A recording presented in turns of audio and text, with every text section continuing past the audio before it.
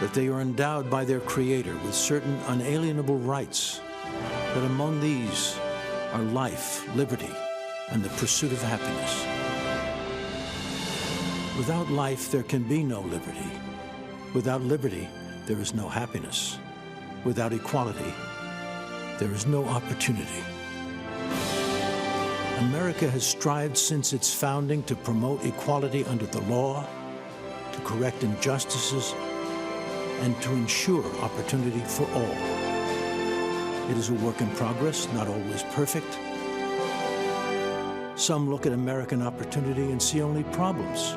They want equal outcome, not equal opportunities. They criticize without solutions, demand wealth without work.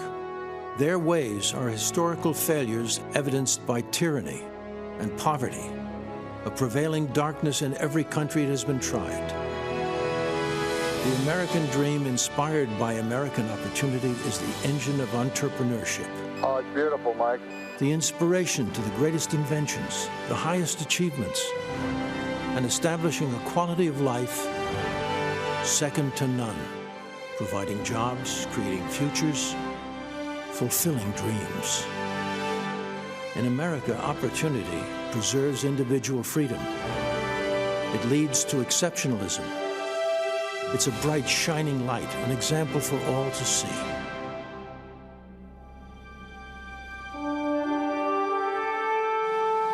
Tonight, we explore together America,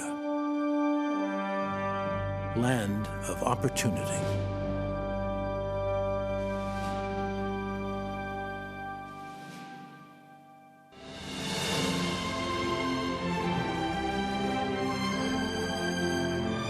From Washington, D.C., welcome to the 2020 Republican National Convention. Tonight, celebrating America as the land of opportunity.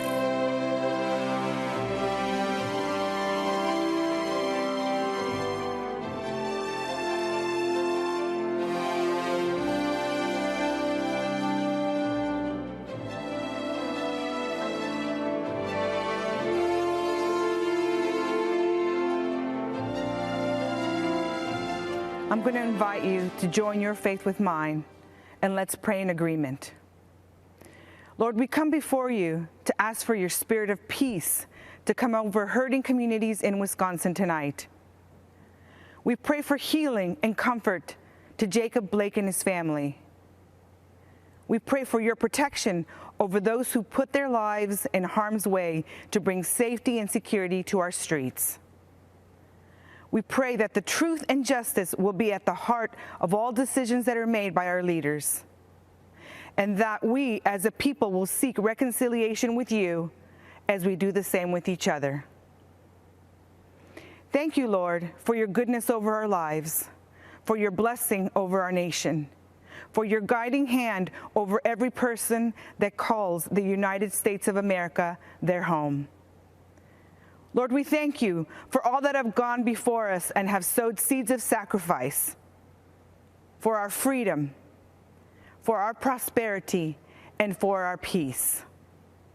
Those that gave their lives so that we could live and achieve the American dream. Your word declares in 2 Corinthians, where the Spirit of the Lord is, there is freedom. This country was founded by the people for their God. Liberty, freedom, equality, it's what we want in our country. Lord, we invite you into our homes, into our lives. Give us revelation that will overthrow any enemies that stand against us so that we will be victorious in this next season. We need you. Let your kingdom come. Let your will be done on earth as it is in heaven. We surrender to your plans and purpose for our lives. We ask, bring heaven down to earth over every person here and all those watching today.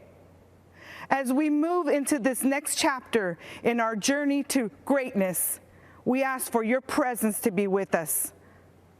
Lead us, Lord. Give us strategies from heaven. I decree the words of Isaiah 11:2 over our president, vice president, and all government authorities from every state in our nation. May the Spirit of the Lord rest on him, the spirit of wisdom and understanding, the spirit of counsel and might, the spirit of knowledge and the fear of the Lord. I release a blessing over every person and every home. Lord, release health, healing, peace, strength, and courage.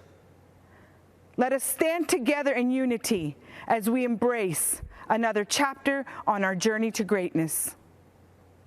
I decree and declare, America, the best is yet to come. And I ask all this in the name of Jesus. Amen.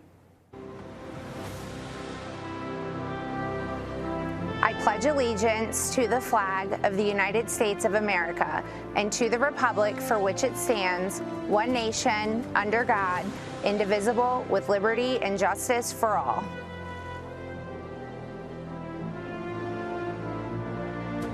Yat-e.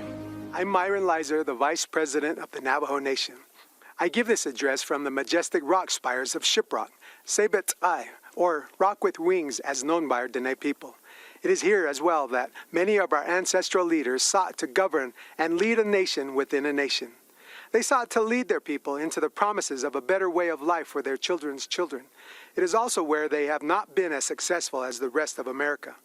Our First Nations people, the host people of the land, we are still here. Our Creator placed us here and knew for such a time as this, we would have an opportunity for an appeal to heaven. You see, our people have never been invited into the American dream. We, for years, fought congressional battles with past congressmen and senators that were part of a broken system that ignored us. That is, until President Trump took office. President Trump delivered the largest financial funding package ever to Indian country. The $8 billion in CARES Act funding to Indian country was a great start in alleviating the devastating effects that the COVID-19 pandemic has inflicted on our Indian tribes. The Navajo Nation once led the nation in per capita positive cases because of the health disparities that previous administrations failed to improve. Whenever we meet with President Trump, he has always made it a priority to repair the relationship with our federal family. Recently, President Trump signed the first ever presidential proclamation officially recognizing missing and murdered American Indians and Alaska Natives. He established a task force called Operation Lady Justice to address the problem. The president also provided $273 million to improve public safety and support victims of crime in the Native American community. As a result, a cold case office was recently opened on the Gila River Indian community. The president has reactivated the White House Council on Native American Affairs to promote economic development and rural prosperity in Indian country. President Trump also strengthened the Supreme Court by nominating strong conservative judges like Neil Gorsuch, who supports Native American rights. Thank you for the opportunity to be here tonight. I'm excited to endorse President Trump's re-election. And Mr. President, we look forward to hosting you very soon. Come visit our land we call Denetra. Akia, thank you very much. I had always had this unshakable sense that I know that life has to be more than what it was I've been living. I caught my very first felony conviction at 16 years old, and that type of behavior had led me into more and more arrests, getting in trouble until the age of 37 years old. I was arrested for a string of bank robberies. And based off of my criminal history, there is a potential that a federal judge can sentence me up to 23 years in a maximum security United States federal penitentiary. And in that moment, I played a let's make a deal with God. And I asked God to climb into the robe of that judge. Whether it's 10 years or 50 years, I'm going to invest the rest of my life serving you. And I stood before that federal judge. Judge Mahan took his glasses off, leaned back and said, I don't know why I'm going to do this. But he said, I'm not going to give you what you deserve. Then he gave me a lesser sentence. And as I laid on that stainless steel cell, shackled by my hands and my feet, I heard God utter into my spirit, my son, I honored what you asked me to do. He said, never forget the promise that you made to me. And ever since that day, I got up off that floor and my life went in a 180-degree turn. direction. When John got that sentence, I just shook my head. I said, wow, John, you are destined for bigger things than prison. My name is Richard Beasley. I was an FBI special agent for about 25 and a half years. It was something about his demeanor when he walked into that room. I had this feeling like everything's gonna be okay. Then when he got out, he gave me a call and says, hey, Rich, let's have lunch. So I met him at the McDonald's, and he's got a Bible with him. I've seen that before where guys have used a Bible as a prop. It took me about 30 seconds to understand that this was not a prop with John. He was a changed guy from the man that I arrested, several years before. When I saw the way that he treated me fairly, I saw the man behind the suit. I started thinking, man, if that worked for me with this law enforcement officer, how can I multiply that and get more law enforcement officers involved so that we can impact this on a larger scale?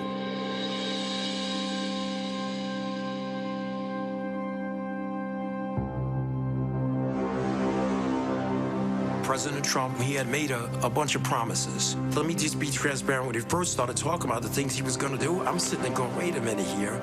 I mean, is he serious? Because everything that he was saying that he wanted to do was the stuff that needs to be done. And before he walked out that meeting that day, I promised I'll make it out there to, come speak at one of your graduations. I heard that they were phenomenal. When he stood there in that graduation and he went out of his way to shake the hand of every one of those 29 graduates, set them on a whole nother vista of life because they had the office of the President of the United States. The promises that he made was promises that he kept. 2 years ago, I was honored to tell John Ponder's story of transformation in the Rose Garden on the National Day of Prayer. Today, I'm thrilled to welcome him back to the White House. John's life is a beautiful testament to the power of redemption. John grew up without his father. As he tells it, my mother was strong, but she wasn't able to keep us out of the gangs and off of the streets, and they were violent streets. At the age of 38, he was arrested for bank robbery. While John was in prison, he began reading the Bible and listening to Christian radio. One day he heard Reverend Billy Graham on the radio proclaim, Jesus wants to be Lord of your life. On that day, John dedicated his life to Christ. He spent the rest of his time in prison studying the Bible. When he was released, he heard a knock at his door. It was the officer who put him in jail, FBI Special Agent Richard Beasley, who said, I want you to know that I've been praying for you. Now, Richard and John are best friends, and we are grateful that Richard is here with us today. In the last 10 years since John was released, he has created one of the most successful reentry programs, Hope for Prisoners in Las Vegas. I was glad to speak there earlier this year. As John says, Hope for Prisoners is a movement that began as a dream in a tiny prison cell and is now making a difference in the lives of thousands, truly bringing hope that there is an opportunity and a community that is waiting and willing to offer them a second chance. John, we honor your devotion to showing returning citizens that they are not forgotten. We believe that each person is made by God for a purpose. I will continue to give all Americans, including former inmates, the best chance to build a new life and achieve their own American dream, and a great American dream it is. Now I'd like to ask John and Richard to say a few words. I can't tell you how grateful I am to have the opportunity to speak here today. Not so long ago, my life was running from the police, fearing the police, and avoiding the police. Not because of anything that the police had done to me personally, but due to the animosity I had allowed to grow inside of me, making me believe that they were my enemy. But today, praise God, I am filled with hope, a proud American citizen who has been given a second chance. My transformation began in a prison cell where I found myself a 3-time convicted felon facing yet another sentence.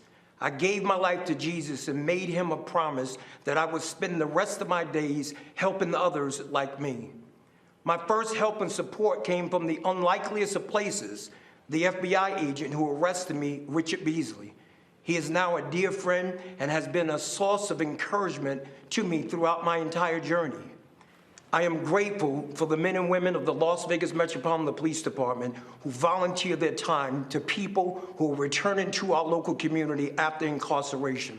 These are the real-life heroes who put their lives on the line every day, armed with the promise that they made to protect and to serve, have made a tremendous impact in the lives of men and women reintegrating back into our society. My hope for America is that formerly incarcerated people will be afforded the opportunity to take advantage of the fact that we live in a nation of second chances. My hope for America is that law enforcement and people in the communities across our country can come together and realize that as Americans, we have more in common than we have differences. My hope for our great nation is to continue on this path we are on of being the most prosperous country in the world. I'm so proud of John with his life's turnaround and for all the lives that he's helped to change. It may be hard to believe that as a retired FBI agent, one of my best friends is a person I arrested for bank robbery. When I met John 15 years ago, he was angry, scared, frustrated, and anxious about his future. On the drive to prison, I stopped at a convenience store and bought John a coffee and a donut. After he was sentenced, John sent me a necktie and a note thanking me for treating him like a gentleman. 5 years later, when he got out of prison, John called me and wanted to meet for lunch. He was a different man. He talked about starting a reentry program for men and women coming out of prison. Over time, John earned the trust and respect of the law enforcement community, many of whom volunteer in John's Hope for Prisoners program. I'm grateful for President Trump's commitment to criminal justice reform. On February 20th of this year, he was the guest speaker at the Hope for Prisoners graduation. He stayed much longer than scheduled to hand out diplomas to the 29 men and women who graduated that day. What a sight. The most important man in the free world shaking hands and pledging his administration's support to ex-offenders. Their families were there, the community was there. What a great second chance. I also appreciate President Trump's support for law enforcement. I always felt like I had strong support as an FBI agent, but there's nothing worse than knowing you're being second-guessed when you're doing your job. In certain parts of our country right now, law enforcement doesn't feel like they have the support from their local leaders. They're being painted with a broad brush, unfairly, with calls for defunding. But as President Trump knows, the overwhelming percentage of law enforcement officers are good, smart people who are doing their jobs very well. And they can change the world working with people like John. Thank you. So now I'd like to invite John's wife, Jamie, to join us as I grant John, I'm not sure you know this, a full pardon. So I don't know if you know that, Jamie. Come on over here. It's just an honor. And you have done incredible work. Thank you, sir. And all of Las Vegas and all of Nevada and all of every place in this country is very proud of you. The job you've done, bringing people back. And you're right, I was supposed to be there for 5 minutes. I stayed for an hour and a half because it was so interesting to me. Congratulations to both. Thank you, sir. Richard, thank you very much for the job you do. Thank you. It's fantastic. Thank you.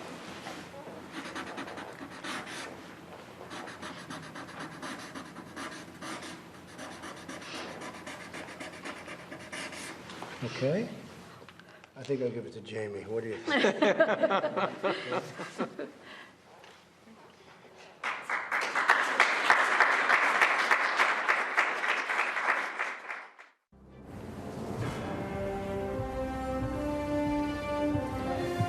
Good evening. I'm Senator Rand Paul from Kentucky.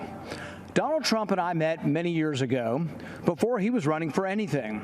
When I first met him, I recall being struck by how down-to-earth he was. He seemed like just a normal guy. Okay, a normal guy with his own plane and helicopter, but who's counting? I was planning a medical mission trip to Guatemala to perform charity eye surgeries, and we needed money to fund the trip. Donald Trump offered to help and immediately came through for us. Not only did he support my medical mission to Guatemala, but he also contributed to another mission trip to Haiti a year later. We performed hundreds of cataract surgeries in both countries.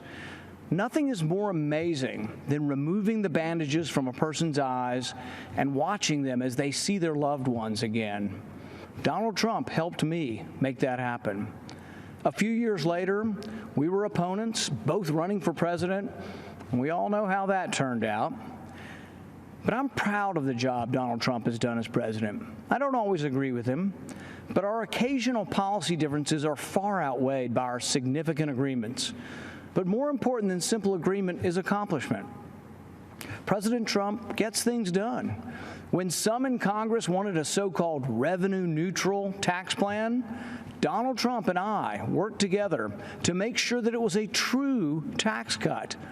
I brought President Trump an idea for better, less expensive health insurance called Association Health Plans. Donald Trump overturned years of red tape and bureaucrats, and he made it happen. While others talked about criminal justice reform, President Trump actually signed the First Step Act, the first real reform in a generation, and one that sought to undo the harm that others, like Joe Biden, have done. For those of us who lament the Biden crime bill that locked up a generation of young black men, remember that Biden bragged about a bill that still wreaks havoc among people of color. I'm supporting President Trump because he believes, as I do, that a strong America cannot fight endless wars. We must not continue to leave our blood and treasure in Middle East quagmires. I flew with him to Dover Air Force Base to honor 2 soldiers whose remains were coming home from Afghanistan. I'll never forget that evening. I can tell you the president not only felt the pain of these families, but that the president is committed to ending this war. President Trump is the first president in a generation to seek to end war rather than start one. He intends to end the war in Afghanistan. He is bringing our men and women home. Madison once wrote, "No nation can preserve its freedom in the midst of continuous warfare." I'm proud to finally see a president who agrees with that. Compare President Trump with the disastrous record of Joe Biden, who has consistently called for more war. Joe Biden voted for the Iraq War, which President Trump has long called the worst geopolitical mistake of our generation. I fear Biden will choose war again. He supported the war in Serbia, Syria, Libya. Joe Biden will continue to spill our blood and treasure. President Trump will bring our heroes home. If you hate war like I hate war, if you want us to quit sending $50 billion every year to Afghanistan to build their roads and bridges instead of building them here at home, you need to support President Trump for another term. So to our soldiers and their families, join me in supporting President Trump. To those of you who want lower taxes and better, less expensive health care, join me in supporting President Trump. To those of you who want to stand up and fight the socialists poisoning our schools and burning our cities, join me in supporting President Trump. Let's rebuild America together.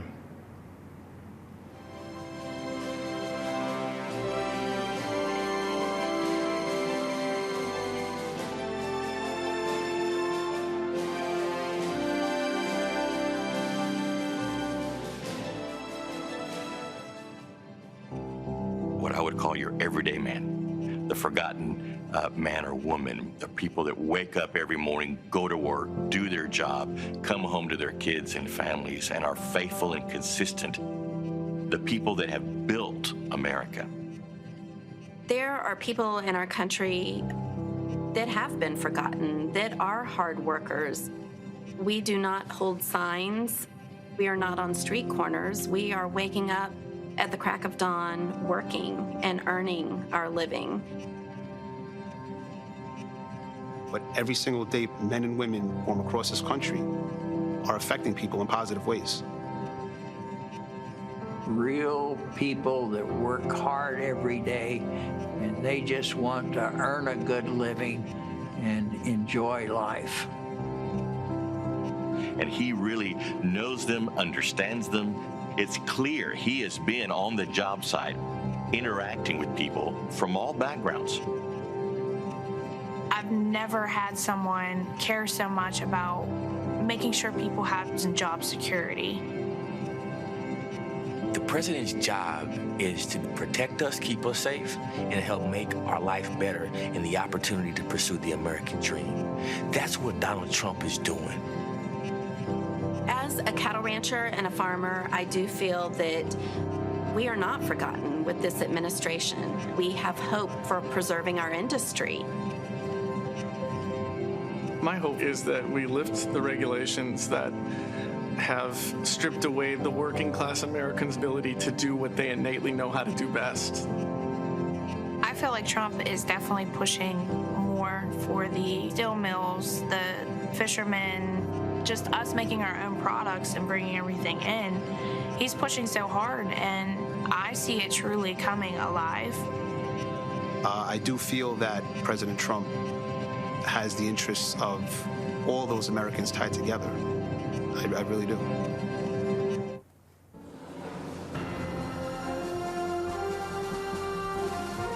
Good evening. My name is Jason Joyce, and I'm an 8th-generation lobster fisherman from Swans Island, Maine.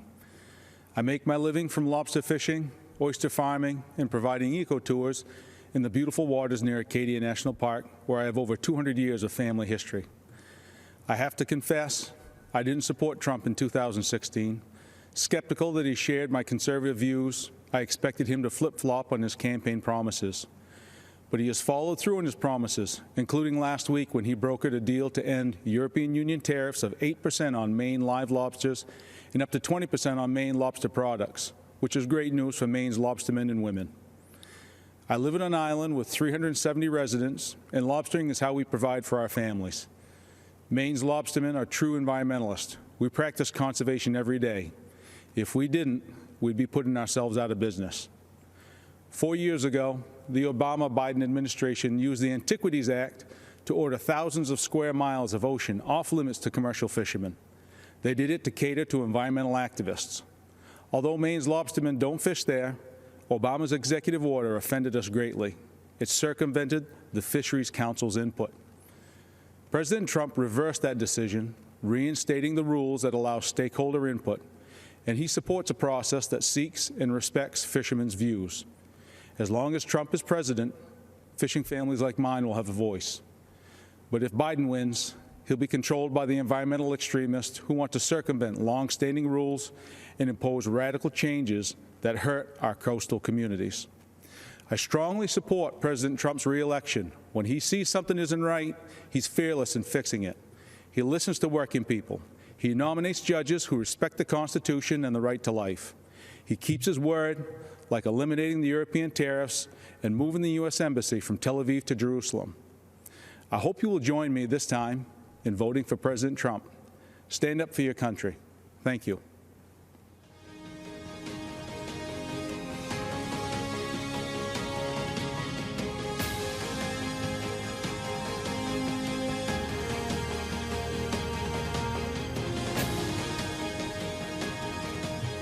Good evening. My name is Chris Peterson. My husband Gary, our family, and I milk 1,000 cows on a dairy farm in Grantsburg, Wisconsin, a small middle American town. Truth be told, until I married my cute farmer from Grantsburg a long time ago, I was a city slicker from Minneapolis, which is about 70 miles south of us. Donald Trump became president in the middle of the Great Depression for dairy farmers in Wisconsin. In 2016, prices were horrible, and longtime generational farms across the nation were going out of business. In 2017, our 120-year-old barn, which served as our milking center, caught fire and burned to the ground. Our cows were spared, but because they needed to be milked 3 times a day, farmers, friends, and complete strangers from all over northern Wisconsin helped haul them to other farms where they stayed until we could rebuild. By the end of 2018, we had a new state-of-the-art robotic milking facility that allows our cows to milk themselves 3 times a day. At about the same time, President Trump's economic boom began helping dairy farmers across the nation. As a businessman, President Trump understands that farming is a complicated, capital-intensive, and risky business. More than any president in my lifetime, he has acknowledged the importance of farmers and agriculture. That support and focus on negotiating new trade deals gave us the confidence to rebuild our barn and dairy operation. Business was booming again, and business boomed right until the COVID-19 shutdown in March. Many people probably don't realize that our country is one of the few in the world that produces nearly all of its own food. Fewer still understand how close our food production and distribution system came to collapsing this past spring. But President Trump understood and again took steps to provide the supports we needed. President Trump took the necessary action knowing that agriculture is our backbone and strength, critical to our national security. Our entire economy and dairy farming are once again roaring back. One person deserves the credit and our vote, President Donald J. Trump.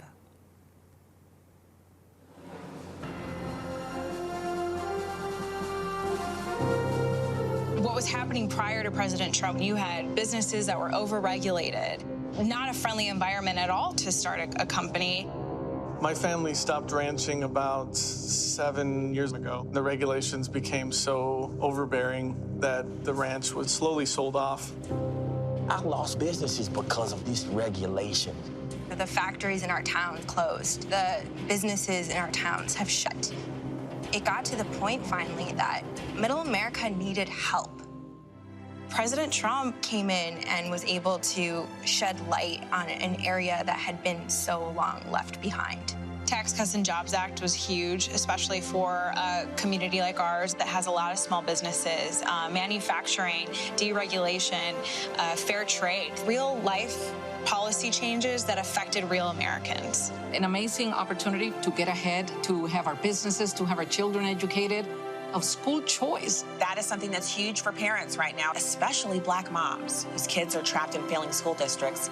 Before COVID hit, Black unemployment rate was at the lowest ever. I've seen the numbers of employees go up, and they're earning a lot more for their family than what they had previously. What this administration has done, simplifying the government, it's really cut the handcuffs off of America again and allowed us to grow and move forward in a way that I have never seen in my lifetime. When you pull regulation and allow small companies to go out there and be able to play in the game, that is the American dream. People feel that they can support and have a family, and it can build and make us stronger as Americans.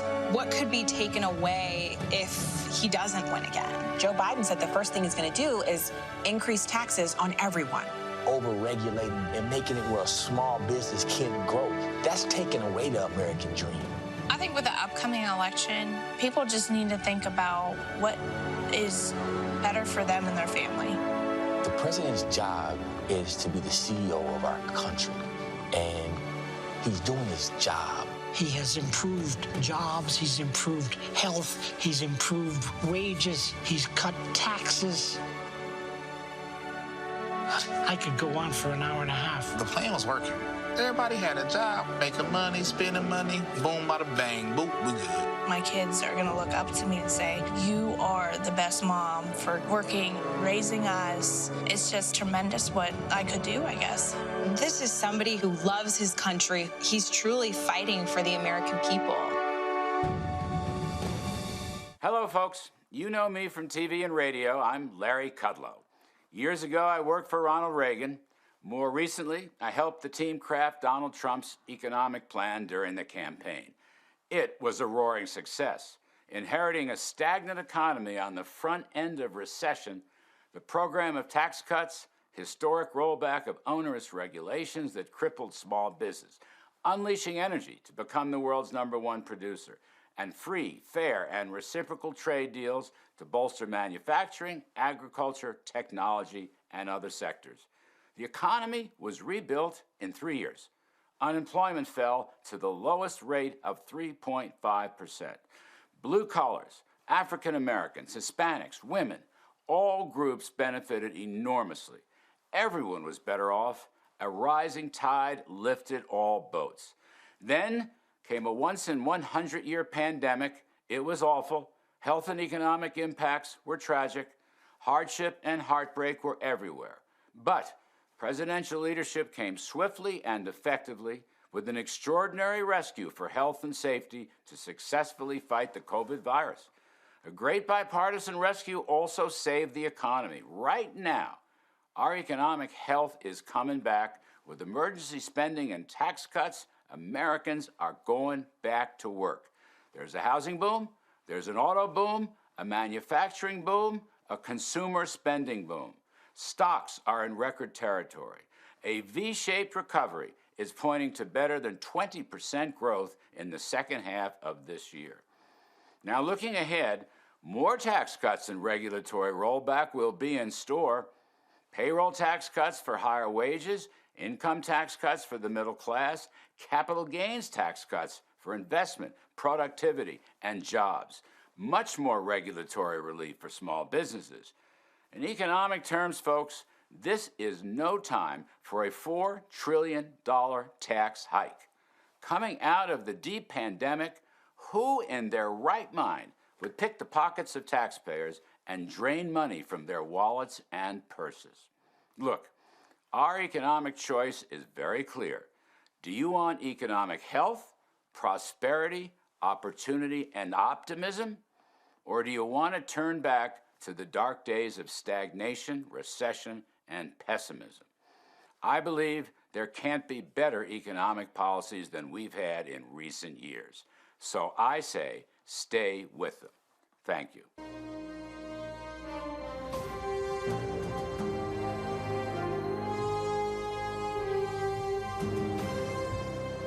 I'm John Peterson, owner of a second-generation metal fabrication business called Shooty Metals.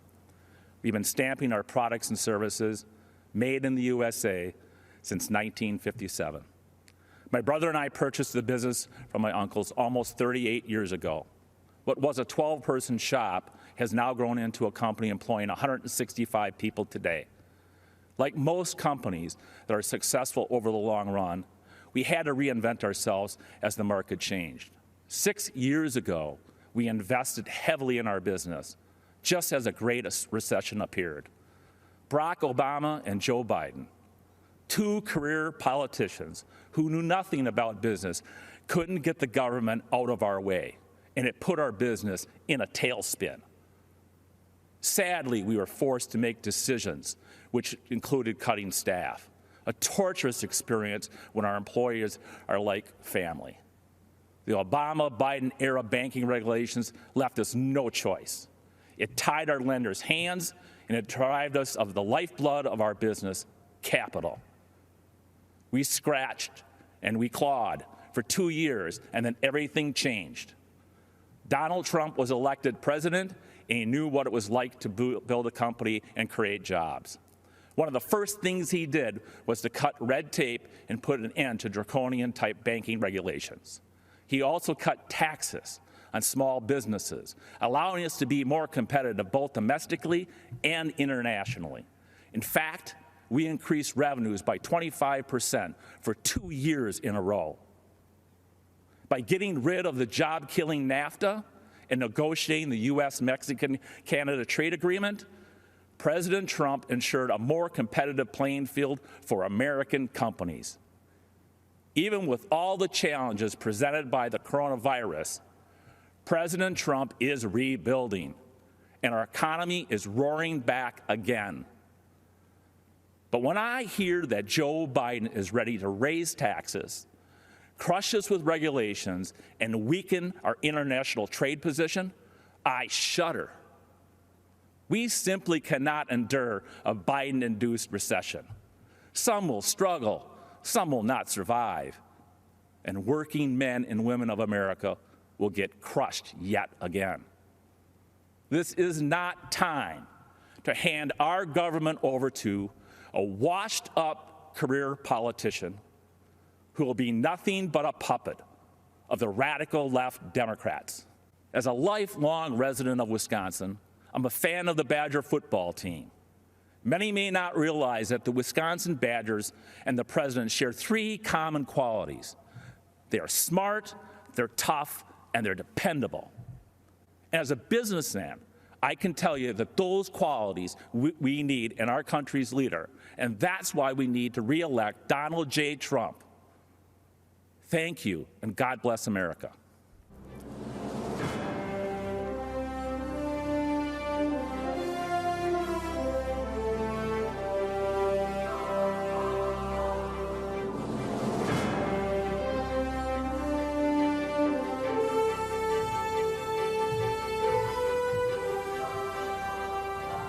Good evening. I'm Sissy Graham Lynch, and I'm honored to speak to you tonight about something that is so important to all of us, our faith. As Americans, we know the first line of the First Amendment protects our freedom of religion. But what we often forget, the actual words are free exercise of religion. That means living out our faith in our daily lives, in our schools, in our jobs, and yes, even in the public square. Our founders did not envision a quiet, hidden faith. They fought to ensure that the voices of faith were always welcomed, not silenced, not bullied. But during the Obama-Biden administration, these freedoms were under attack. Democrats tried to make faith organizations pay for abortion-inducing drugs. Democrats tried to force adoption agencies to violate their deeply held beliefs. Democrats pressured schools to allow boys to compete in girls' sports and use girls' locker rooms. Those are the facts. But then, we, the people, elected Donald Trump. People of faith suddenly had a fierce advocate in the White House. He appointed judges who respect the First Amendment. He supported religious beliefs in court. He ensured religious ministries would not be forced to violate their beliefs. He withdrew the policies that placed our little girls at risk. And on the world stage, President Trump became the first president to talk about the importance of religious freedom at the United Nations, giving hope to people of faith around the world. In America, we have not yet experienced physical persecution, even though the left has tried to silence us. Even during the pandemic, we saw how quickly life can change. Some Democratic leaders tried to ban church services, while marijuana shops and abortion clinics were declared essential. But you know what truly is essential? Our right to worship freely and live our faith in every aspect of life. The Biden-Harris vision for America leaves no room for people of faith. Whether you're a baker, a florist, or a football coach, they will force the choice between being obedient to God or to Caesar, because the radical left's God is government power. So in the words of my grandfather, Billy Graham, let us stand for political freedom, moral freedom, religious freedom, and the rights of all Americans, and let's never give in to those who would attempt to take it from us. Tonight, I'm proudly standing in that public square, and I hope and pray you will join me in voting to re-elect President Trump.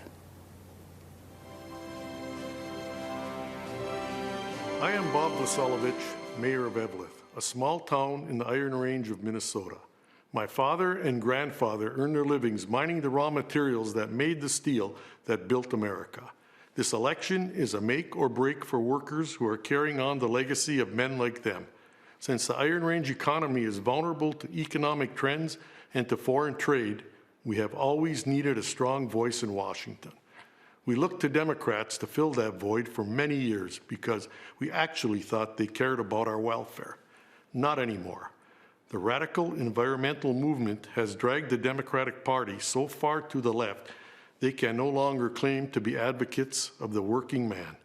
This is hard for me to say because I am a lifelong Democrat.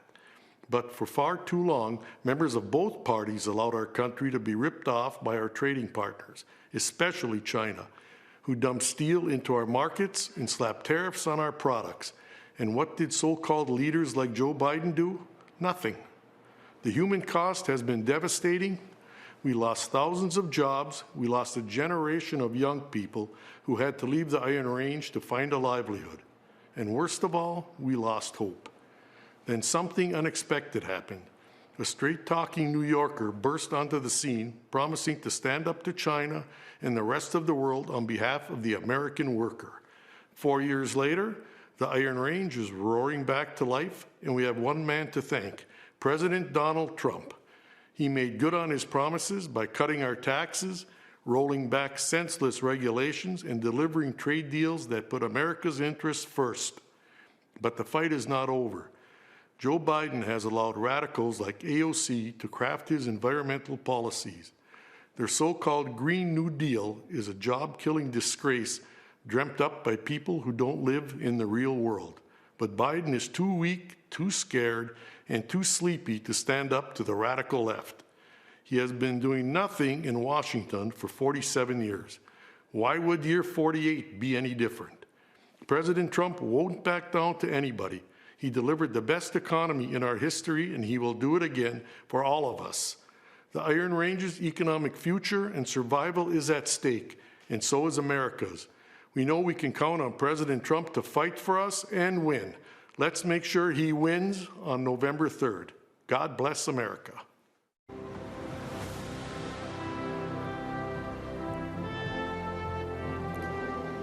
My name is Abby Johnson, and I spent 8 years working for Planned Parenthood, but today I am a pro-life activist. When I was in college, Planned Parenthood approached me at a volunteer fair. They talked about helping women in crisis and their commitment to keep abortion safe, legal, and rare. I was convinced to volunteer and later offered a full-time job as a medical assistant before my promotion to director of the clinic. I truly believed I was helping women, but things drastically changed in 2009. In April, I was awarded Planned Parenthood's Employee of the Year Award and invited to their annual gala where they present the Margaret Sanger Award, named for their founder. And Margaret Sanger was a racist who believed in eugenics. Her goal when founding Planned Parenthood was to eradicate the minority population. Today, almost 80% of Planned Parenthood abortion facilities are strategically located in minority neighborhoods. And every year, Planned Parenthood celebrates its racist roots by presenting the Margaret Sanger Award. Later in August, my supervisor assigned me a new quota to meet, an abortion quota. I was expected to sell double the abortions performed the previous year. When I pushed back, underscoring Planned Parenthood's public-facing goal of decreasing abortions, I was reprimanded and told, "Abortion is how we make our money." But the tipping point came a month later when a physician asked me to assist with an ultrasound-guided abortion. Nothing prepared me for what I saw on the screen. An unborn baby fighting back, desperate to move away from the suction. And I'll never forget what the doctor said next. "Beam me up, Scotty." The last thing I saw was a spine twirling around in the mother's womb before succumbing to the force of the suction. On October 6th, I left the clinic, looking back only to remember why I now advocate so passionately for life. I founded and currently run And Then There Were None, a nonprofit organization that's helped nearly 600 abortion workers transition out of the industry.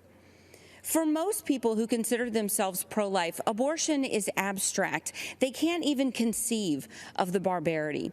They don't know about the products of conception room and abortion clinics, where infant corpses are pieced back together to ensure nothing remains in the mother's wombs, or that we joked and called it the pieces of children room.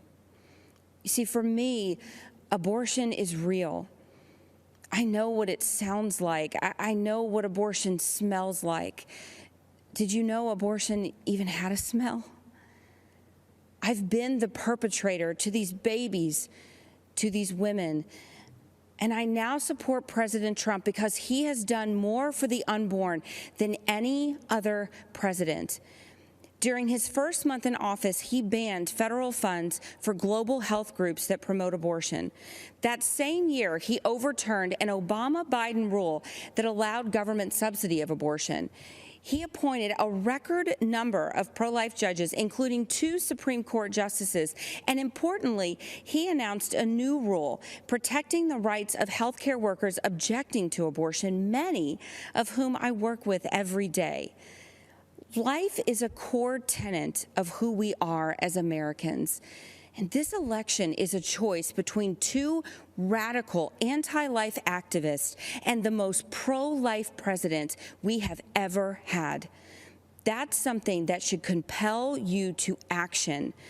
Go door to door, make calls, talk to your neighbors and friends, and vote on November 3rd. Take action that reelects our president, and do it with our very most vulnerable Americans in mind, the ones who haven't been born yet.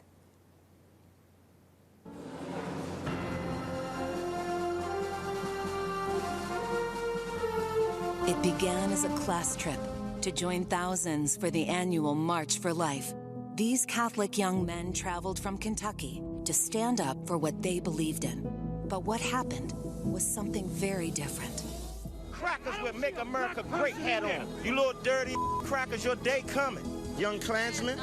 Look at that Make America Great Again hat. Social media, the news, and even celebrities launched a campaign of persecution that was completely false against a boy in a Make America Great Again hat. The MAGA hat carries a certain connotation that provokes a conditioned reaction. I blame that kid. What a little crap. Everyone that sees that smug look wants to punch that kid. Nicholas Sandman received death threats, and his school was forced to close. Tonight, Nicholas tells his story.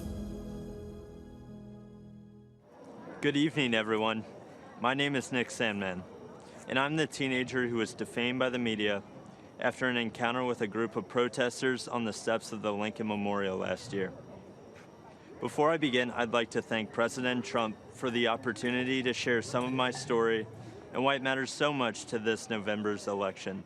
In 2019, I attended the March for Life in Washington, D.C., where I demonstrated in defense of the unborn. Later that day, I bought a Make America Great Again hat because our president, Donald Trump, has distinguished himself as one of the most pro-life presidents in the history of our country, and I wanted to express my support for him too. Looking back now, how could I have possibly imagined that the simple act of putting on that red hat would unleash hate from the left and make myself the target of network and cable news networks nationwide? Being from Kentucky, the birthplace of Abraham Lincoln, my classmates and I visited the Lincoln Memorial. I found myself face to face with Nathan Phillips and other professional protesters looking to turn me into the latest poster child showing why Trump is bad, while the media portrayed me as an aggressor with a relentless smirk on my face. In reality, the video confirms I was standing with my hands behind my back and an awkward smile on my face that hid two thoughts. One, don't do anything that might further agitate the man banging a drum in my face. And two, I was trying to follow a family friend's advice, never to do anything to embarrass your family, your school, or your community. Before I knew what was happening, it was over. One of Mr. Phillips' fellow agitators yelled out, "We got him. It's all right here on video. And we won, Grandpa." What I thought was a strange encounter quickly developed into a major news story, complete with video footage. My life changed forever in that one moment. The full war machine of the mainstream media revved up into attack mode. They did so without researching the full video of the incident, without ever investigating Mr. Phillips' motives, or without ever asking me for my side of the story. And do you know why? Because the truth was not important. Advancing their anti-Christian, anti-conservative, anti-Donald Trump narrative was all that mattered. And if advancing their narrative ruined the reputation and future of a teenager from Covington, Kentucky, well, so be it. That would teach him not to wear a MAGA hat. I learned what was happening to me had a name. It was called being canceled, as in annulled, as in revoked, as in made void. Canceled is what's happening to people around this country who refuse to be silenced by the far left. Many are being fired, humiliated, or even threatened. And often, the media is a willing participant. But I would not be canceled. I fought back hard to expose the media for what they did to me, and I won a personal victory. While much more must be done, I look forward to the day that the media returns to providing balanced, responsible, and accountable news coverage. I know President Trump hopes for that too. And I know you'll agree with me when we say that no one in this country has been a victim of unfair media coverage more than President Donald Trump. In November, I believe this country must unite around a president who calls the media out and refuses to allow them to create a narrative instead of reporting the facts. I believe we must join a president who will challenge the media to return to objective journalism. And together, I believe we must all embrace our First Amendment rights and not hide in fear of the media or from the tech companies or from the outrage mob either. This is worth fighting for. This is worth voting for. And this is what Donald Trump stands for. Thank you all for listening to me tonight. And one more thing. Let's make America great again.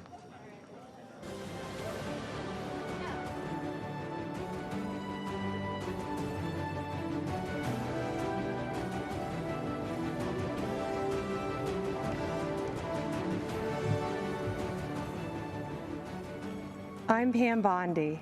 Our party's theme tonight is America, the Land of Opportunity. And listening to the stories of discoveries and deliverance, you can't help but be proud to call this country home. But for Joe Biden, it's been the land of opportunism, not opportunity. As a career prosecutor and former Attorney General of Florida, I fought corruption, and I know what it looks like, whether it's done by people wearing pinstripe suits or orange jumpsuits. At the Democrats' convention, we were told to look at Joe Biden as the model of integrity. But when you look at his 47-year career in politics, the people who benefited are his family members, not the American people. Let's take a closer look. We all know about Joe's son, Hunter Biden. A corrupt Ukrainian oligarch put Hunter on the board of his gas company, even though he had no experience in Ukraine or in the energy sector. None. Yet he was paid millions to do nothing. He only had one qualification that mattered. He was the son of the man in charge of distributing U.S. aid to Ukraine. And recently reported information revealed that a few months after Hunter Biden joined that corrupt company's board, the Obama-Biden State Department began doing business with them, even when it remained under investigation for corruption. And it gets worse. That very same company was being investigated by a Ukrainian prosecutor. Joe Biden, the Vice President of the United States, threatened to withhold aid to Ukraine unless that same prosecutor was fired. And then he was fired. Hunter only resigned from that board just before his dad announced his campaign for president. Now let's talk about China.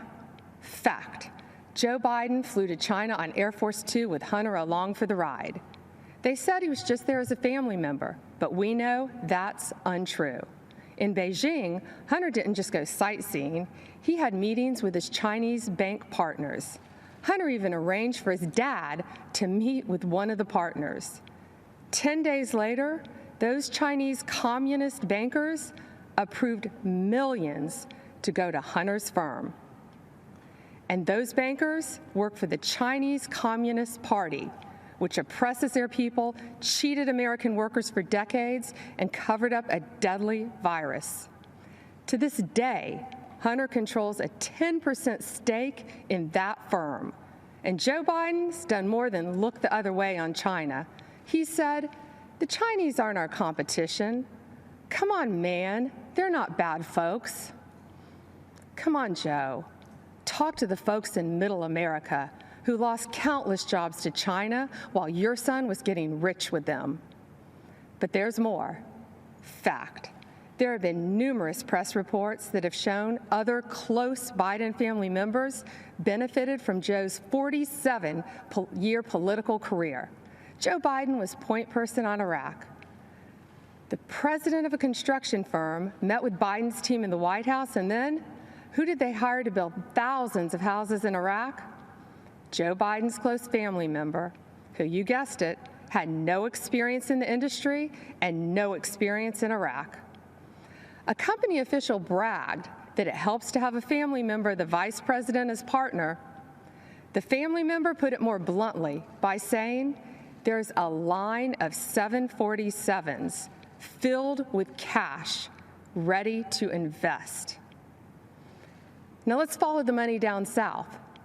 Again, as reported in the press, yet another close family member of Joe's set his sights on Costa Rica and Jamaica, where millions of dollars flowed from the Obama-Biden administration in taxpayer-backed loans to projects linked to, yes, that same family member.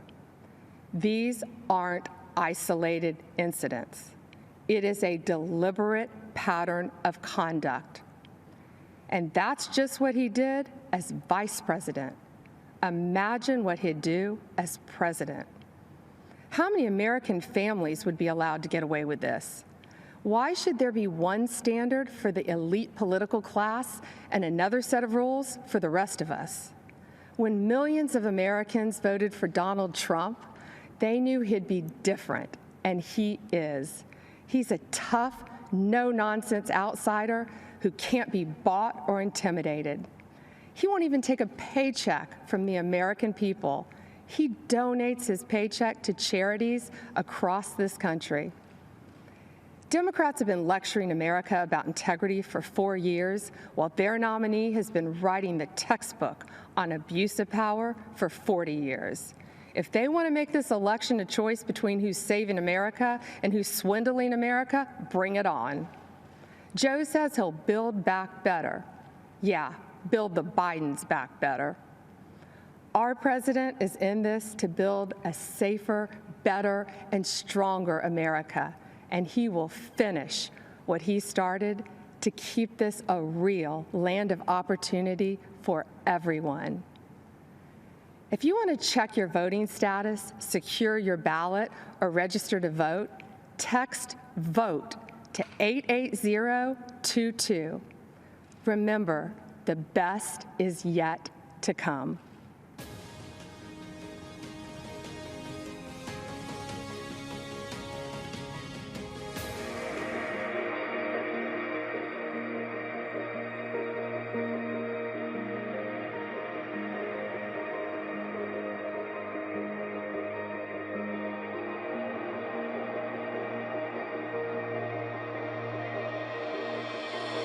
Women have played a very, very big role.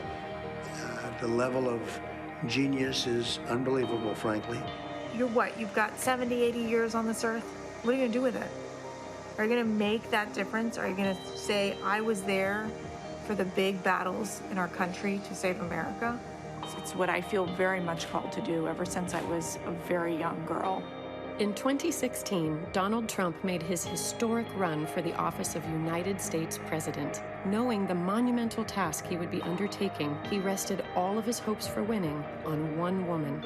Because of that trust, he became the 45th President of the United States, and Kellyanne Conway became the first woman in U.S. history to manage a winning presidential campaign. This president has been a champion for women mostly because he speaks to them as if they can handle and tackle all issues. I don't want a job because of my gender. I want the job because I'm the best person for that position. That's it. And he respects that. And he appreciates hard work. You can't ask for anything better, especially in a boss. President Trump continues to place strong women into significant positions throughout his administration and campaign, far more than any other president in U.S. history.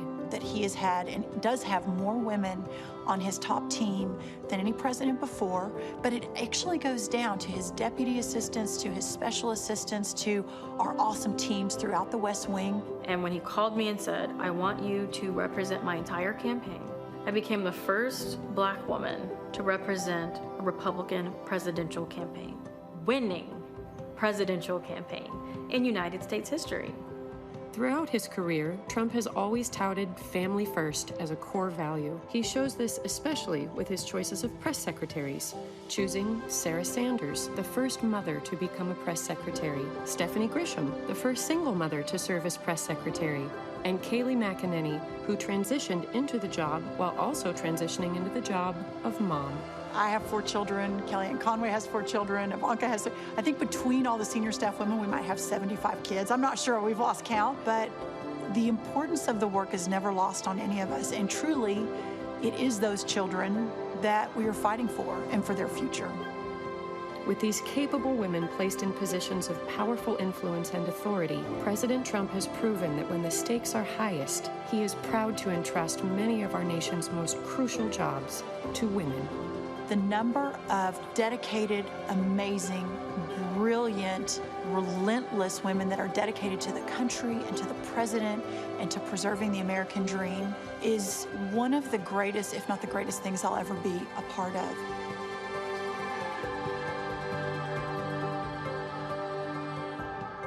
Only the president would say, let's take that stay-home mom and have her run the party. What a smart guy.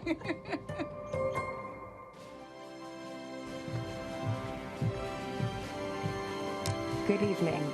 I'm Tiffany Trump. Since speaking at the Republican convention 4 years ago, so much has changed for the world, for our country, and for my family. Like so many students across the world, I graduated from law school during the pandemic. Our generation is unified in the facing the future in uncertain times, and many of us are considering what kind of country we want to live in. As a recent graduate, I can relate to so many of you who might be looking for a job. My father built a thriving economy once, and believe me, he will do it again. This election, I urge each and every one of you to transcend political boundaries. This is a fight for freedom versus oppression, for opportunity versus stagnation, a fight to keep America true to America. I urge you to make judgment based on results and not rhetoric. If you believe in criminal justice reform, there is only one president that passed the First Step Act, giving people a second chance, a chance at a life once again. And if you believe in expanding quality and affordable health care, only President Trump, my father, signed the right to try into law, the Favored Nations Clause, and other actions to lower drug prices and keep Americans from getting ripped off. People must recognize that our thoughts, our opinions, and even the choice of who we are voting for may and are being manipulated and visibly coerced by the media and tech giants. If you tune into the media, you get one biased opinion or another. And what you share, if it does not fit into the narrative that they seek to promote, then it is either ignored or deemed a lie, regardless of the truth. This manipulation of what information we receive impedes our freedoms.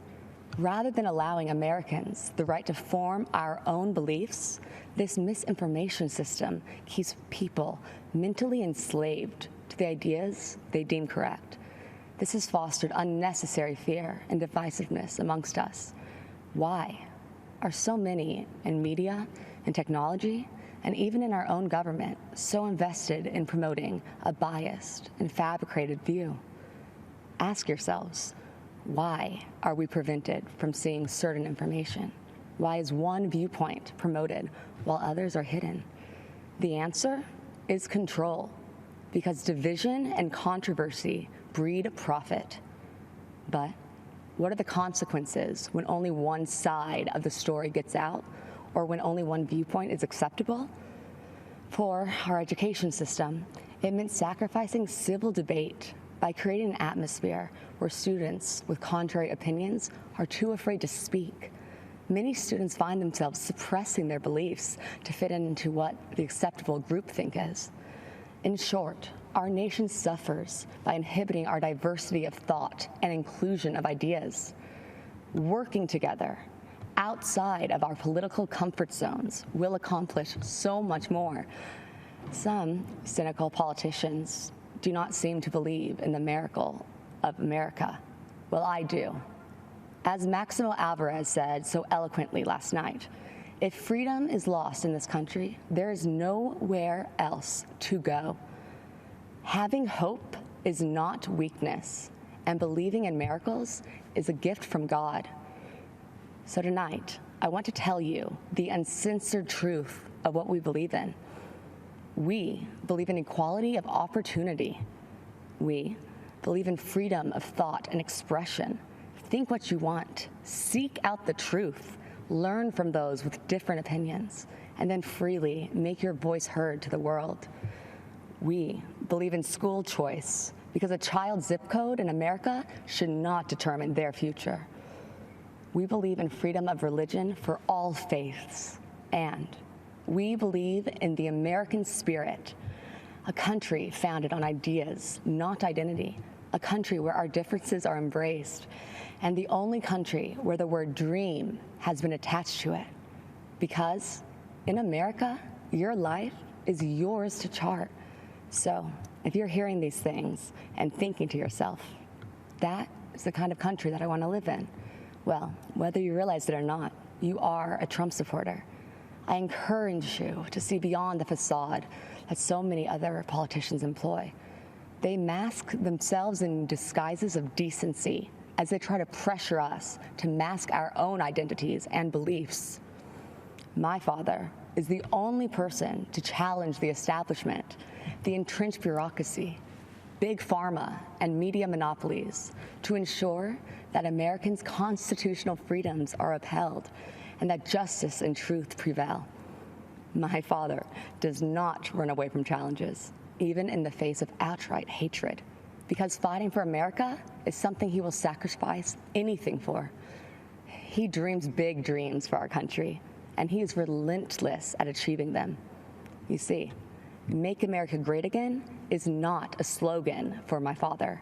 It is what drives him to keep his promise of doing what is right for American citizens. The energy of change and opportunity is with us. God has blessed us with unstoppable spirit, his spirit, the American spirit. My dad has proven to be driven by that spirit. He has demonstrated his faith and his uncompromising heart and actions. My father has made me believe that America can truly be great again. If you care about living your life without restraints, about rebelling against those who would suppress your voice and building your American dream, then the choice in this election is clear. A vote for my father, Donald J. Trump, is a vote to uphold our American ideals. Be true to yourself and stay true to the dream of America. Thank you, and God bless you all.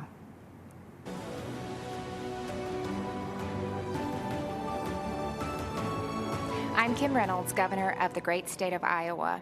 I love this state, and I'm so proud to serve its people. Iowa truly is a land of opportunity. It's the birthplace of the computer, it's a landmark of the financial services industry, and as so many of you already know, it's filled with farmland that feeds and fuels the world. It's also home to people who care for one another, who work hard, who love this country, and are truly grateful for the freedoms it provides. As I like to say, Iowa is one big small town. Neighbor helping neighbor is in our DNA. From the sick farmer who can't harvest his crops, to the single mom who loses her job and is struggling to get back on her feet, the town, the community, helps them get through it. But what happens when a storm rips through almost the entire state? When it's not one farmer who lost his crop, but hundreds. When it's not one neighbor who is without food, but thousands. That happened just 2 weeks ago. A storm called a derecho with hurricane-force winds of up to 140 miles per hour wiped out millions of acres of crops, left thousands without power. It destroyed homes, wrecked lives, and left devastation in its wake. It was the worst storm in our state's history. And Iowans did what you expect Iowans to do. They helped each other, they took care of each other, and they still are. But someone else had our back, our president. When the winds had finished raging and the cleanup had only begun, he showed up. Now, you might not know that because the national media didn't report it, but the Trump administration was here in full force. The day after the storm, the president called to assure me that we had the full backing of the federal government. And later that week, Vice President Pence came to Iowa to again assure us that the president and his administration were behind us. With the help of the Trump administration, we quickly received a major disaster declaration that will help Iowans get back on their feet. The president, he cut through the bureaucracy to do what needed to be done and to do it quickly. But that's not the first time President Trump showed Iowans that we can rely on him. In 2019, when 100-year floods breached nearly every levee and devastated communities large and small along the Missouri River in Iowa, Nebraska, and Missouri, the president approved our request for aid in record time, in just 2 days. Well, this year, he did it in less than 24 hours. So whether it's providing needed relief to farmers who were the target of China's unfair trade practices, hammering out new free and fair trade deals, or fighting for workers and small businesses who were hit hard by COVID-19. We have a president and a vice president who get things done. And because of President Trump and his leadership, our country is able to bounce back from setbacks and see opportunity grow and thrive. This is an administration of action and outcomes. They are delivering every day on their promise to make America great again. And that's exactly why we need to re-elect President Donald J. Trump in November. Thank you, and may God bless the United States of America. America, the land of opportunity, a country where your own resolution to succeed is more important than any other. Abraham Lincoln's words from 165 years ago still resonate today because of who we are and because of what we are. A country where a boy born into poverty in a log cabin, raised right here on the frontier of Indiana, could educate himself, become a lawyer, become a president of the United States who would preserve the Union, abolish slavery, and save the nation. As a fellow Hoosier, visiting Lincoln's boyhood home has always been a treasured experience for me and my family. It's a place that made Lincoln. It shaped Lincoln and defined the man that Lincoln would become. America is the land of opportunity. As President Donald Trump declared at Mount Rushmore, in America you can do anything. You can be anything. And together, we can achieve anything. Every day, President Donald Trump is fighting to protect the promise of American liberty. Every day, our president's been fighting to expand the reach of the American dream. And on every single day, without fail, President Donald Trump has been fighting for you. So tonight, I'd like to introduce you to a few remarkable Americans who represent that solemn pledge, who embody our president's unbreakable devotion to ensuring that America is a land of unlimited opportunity for all. Jack is an 8-year-old from Wisconsin who was struggling academically and socially in school. But Jack's mom, Sarah, who works 3 jobs to support her son, applied for Wisconsin's school choice voucher program. We're glad that we were able to get the school choice voucher to go to that school.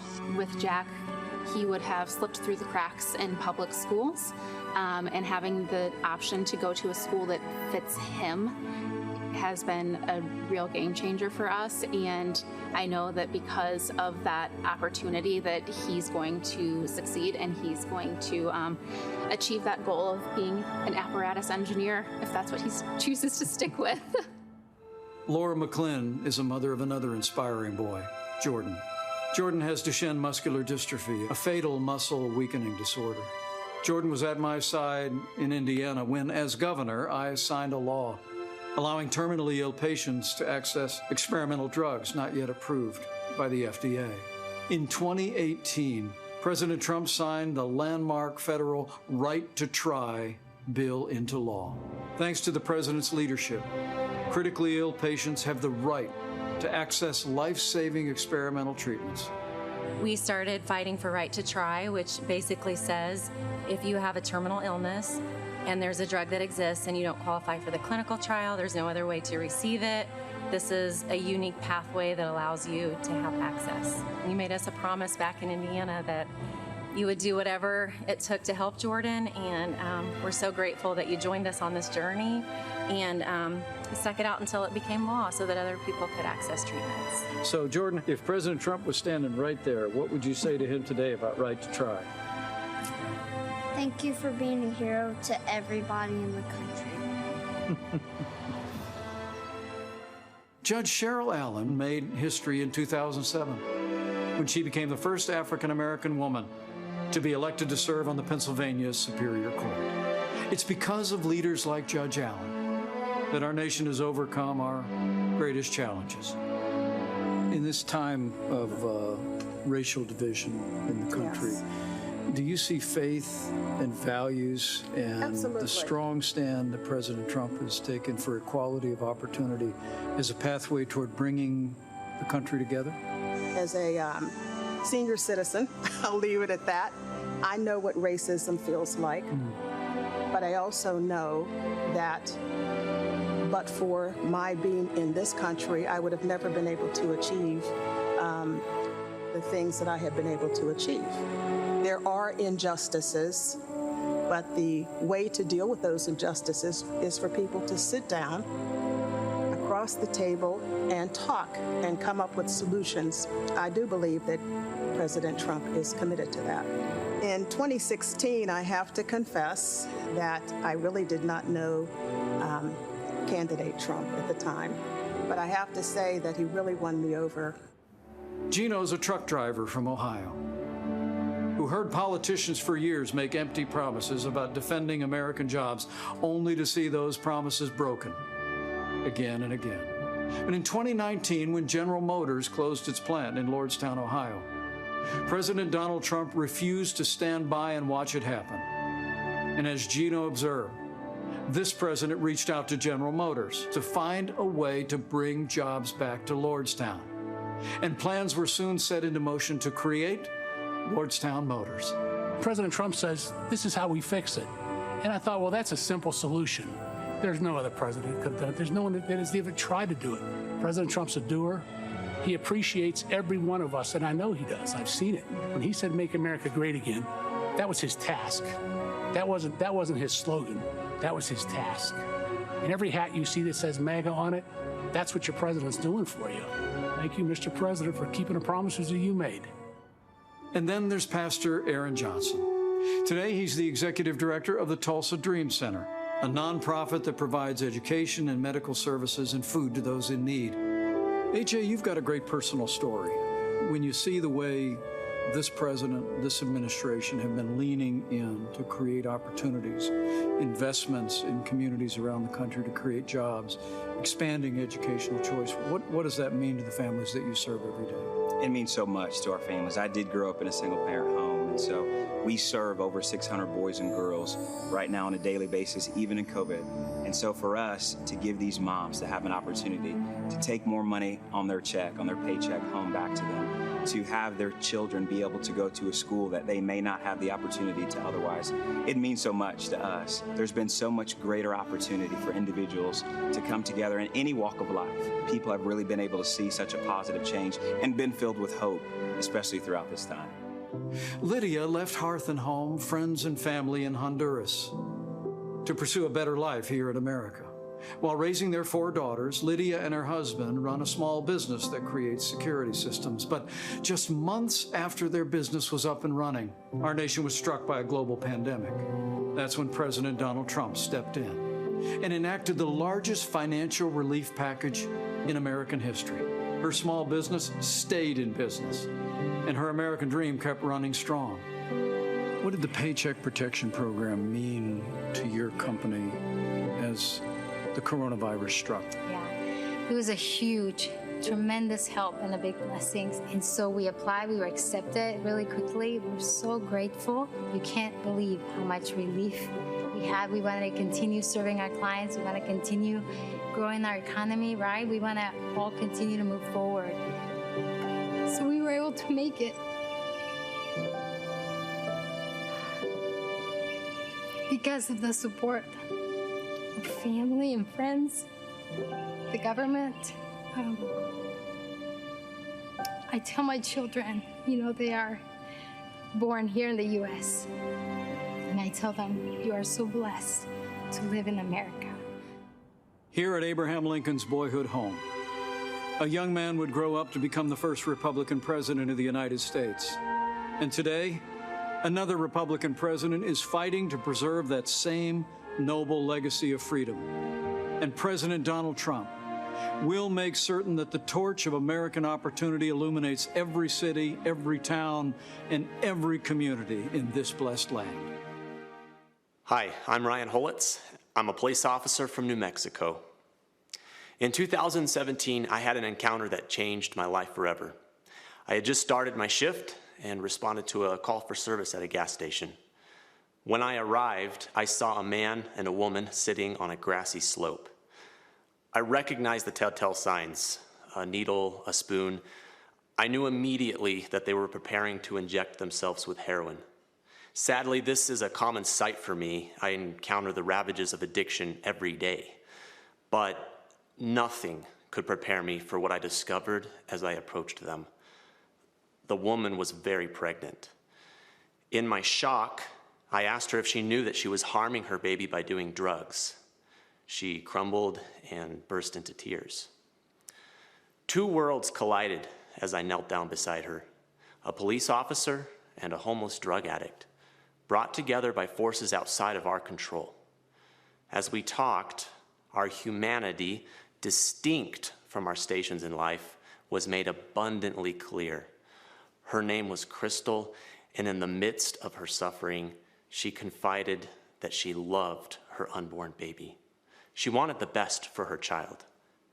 In that moment, I saw her the way that all of you who know and love an addict see them, as fathers, mothers, brothers, sisters, children, cousins, and friends, as human beings, full of value and dignity, but robbed of their potential by this disease.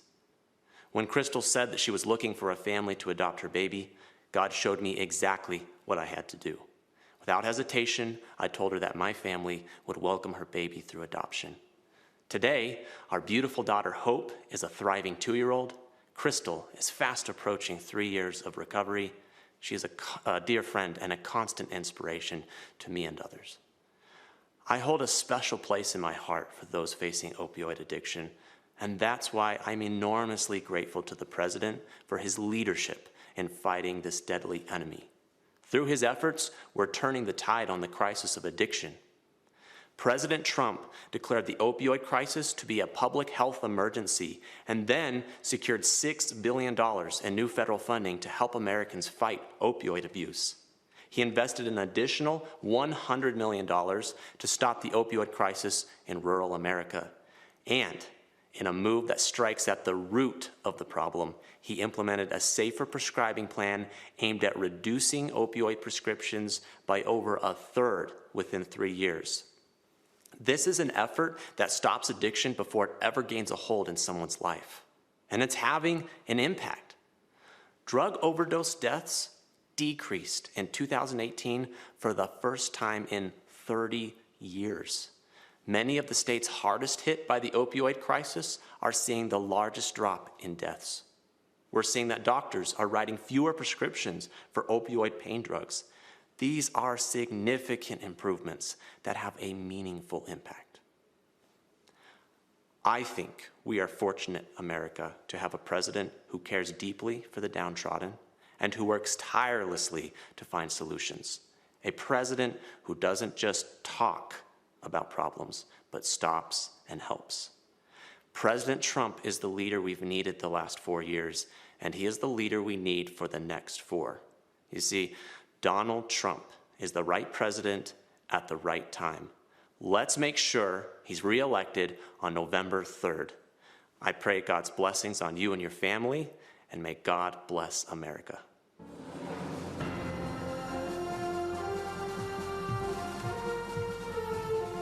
Good evening. My name is Jeanette Nunez, and I'm proud to serve as Lieutenant Governor of the great state of Florida. Tonight, I'm honored to share my story of faith, family, and American freedom. As the daughter of Cuban immigrants, my story began in 1959, before I was born, when my parents' dreams of a prosperous life became a nightmare. Chaos spread quickly when Fidel Castro took control of Cuba. The government confiscated private property, stealing people's homes, farms, and businesses. For my parents, the difficult decision to flee communist Cuba came when the Castro regime abolished religious freedom. Fellow Americans, the fabric of our nation is in peril. Daily, the radical left systematically chisels away at the freedoms we cherish. They peddle dangerous ideologies, cower to global progressives, and normalize socialism to dismantle our Constitution. Let me assure you, socialism doesn't offer opportunity. Socialism deprives. It is a falsehood that feigns promises for its masses and consistently yields only misery. President Ronald Reagan warned, if we lose freedom here, there's no place to escape to. Truer words have never been spoken. Americans have a choice. We can go down a dark road of chaos and government control, or we can choose the path of freedom and opportunity that was paved by those who sacrificed everything to preserve the American dream for future generations. I have faith that Americans will choose the right path. In 2016, our country yearned for a leader who would work tirelessly to jumpstart our economy and fight for hardworking Americans. Since day one, President Donald Trump has put America first.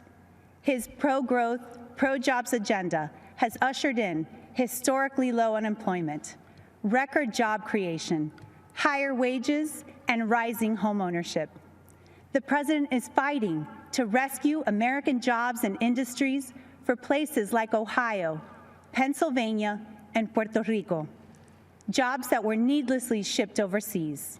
He's defended our religious freedom, stood with democratic allies like Colombia, and shown unwavering resolve while confronting tyrants in countries like Venezuela, Cuba, China, and Nicaragua. Let us join our president in his vow that America will never be a socialist country.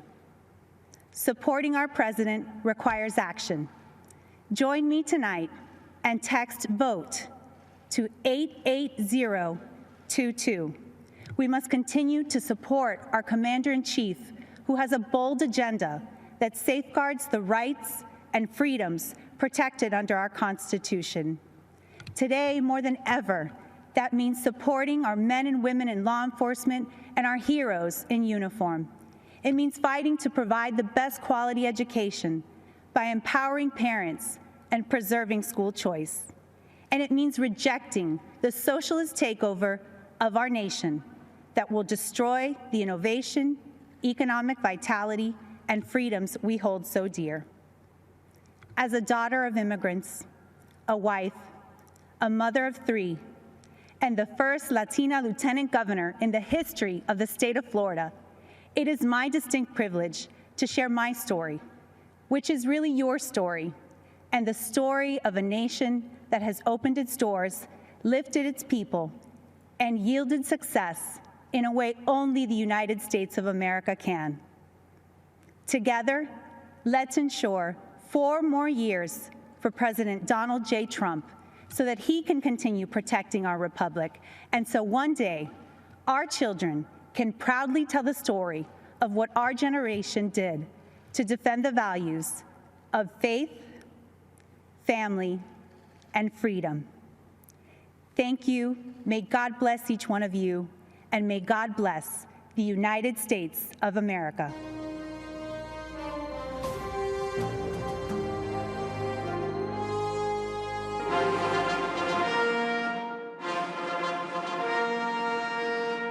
Ladies and gentlemen, the President of the United States.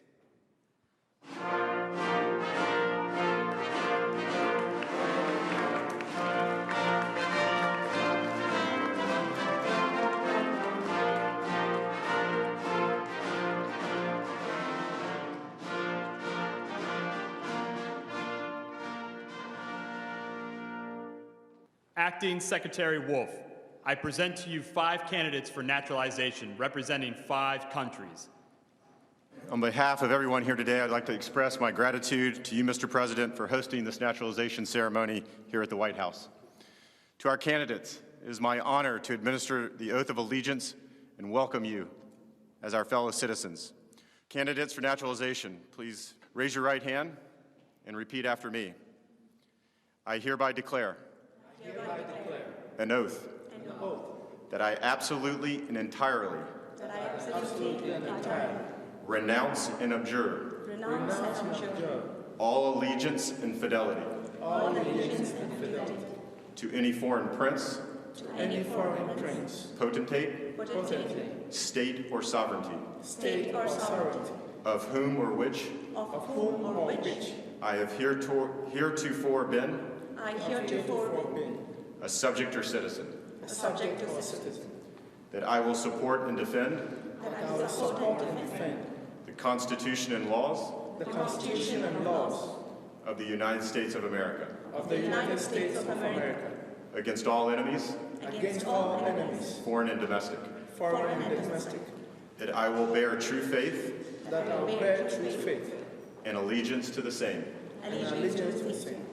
that I will bear arms on behalf of the United States when required by law, that I will perform non-combatant service in the armed forces of the U.S.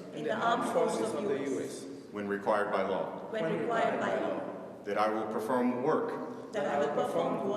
of national importance under civilian direction when required by law, and that I take this obligation freely without any mental reservation or purpose of evasion. So help me God. Congratulations, you're now citizens of the United States of America.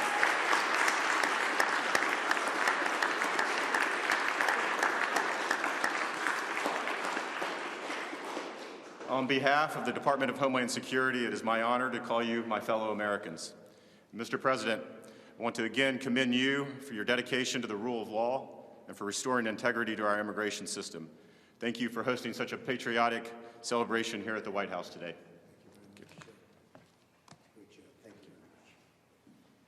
Congratulations, that's fantastic. It's really great, thank you. And I want to thank Acting Secretary Wolf, doing a phenomenal job in so many ways. Today, America rejoices as we welcome 5 absolutely incredible new members into our great American family. You are now fellow citizens of the greatest nation on the face of God's earth. Congratulations. Great going. You followed the rules, you obeyed the laws, you learned your history, embraced our values, and proved yourselves to be men and women of the highest integrity. It's not so easy. You went through a lot, and we appreciate you being here with us today. You've earned the most prized, treasured, cherished, and priceless possession anywhere in the world. It's called American citizenship.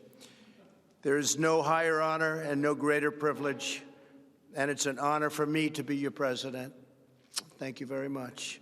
At this time, I'd like to recognize the 5 new citizens who join us today. Robert Martin Ramirez Alcazar is from Bolivia and has been a lawful permanent resident of the United States since 2013. Robert? Hi, Robert. He and his wife are raising 3 beautiful children. In 2017, Robert achieved the dream of starting his own business, a construction company that now employs 5 workers. Robert says, I love this country. I want to respect the law. America has helped me so much in life. Robert, thank you very much for your devotion. Thank you for the opportunities to the United States. Well, thank you, and good luck with that company. Soon you'll have hundreds of employees, I think, right? Could happen. It will. Rima Gideon is from Lebanon and is the proud mother of 3 children. Rima speaks English, Arabic, and French, and earned a degree in psychology. In other words, she can figure me out. She now works as a daycare teacher in Virginia. Rima says, I feel blessed to be a loyal citizen of the greatest country in the world, a country that has given me the opportunity of a lifetime to realize my potential and my dreams. Rima, congratulations. It's really great. Thank you. Well, that's very good. Thank you very much. I appreciate it. Sudha Sundari Narayan is a phenomenal success, born in India, came to the United States 13 years ago. Sudha is a talented software developer, and she and her husband are raising two beautiful, wonderful children, the apples of your life, right? Yes, they are. Well, thank you very much, and congratulations. Fantastic job. Thank you. Nemet Abdelzim Awalo Said is from Sudan, and that's a beautiful name, and has been a lawful permanent resident since 2012. She is the married mother of three beautiful children, earned a master's degree and PhD in animal nutrition from the University of Wyoming, great place, great state, and she is a trained veterinarian. She's also worked as a substitute teacher for the Alexandria Public Schools since 2004. That's fantastic. Well, Nemet, thank you very much, and congratulations. It's my honor to be with you. Thank you. Thank you very much.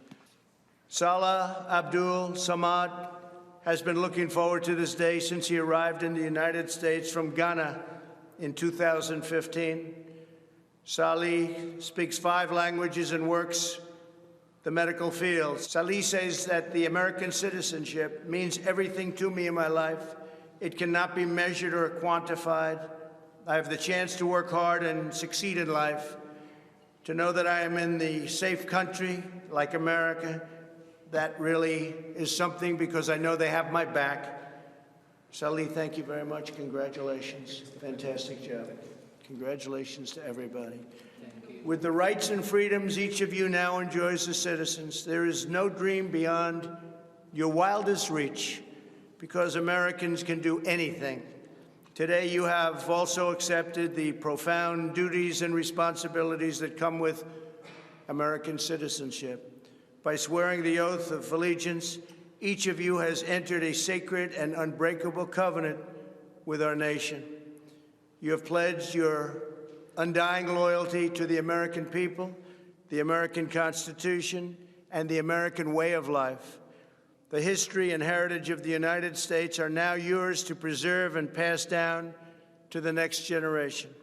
Our culture, our traditions, and our values are now yours to uphold and live by. The rights so dear to every American, granted by us and granted by God, and enshrined in our glorious Bill of Rights, are now yours to support, protect, and defend. As citizens, you're now stewards of this magnificent nation, a family comprised of every race, color, religion, and creed.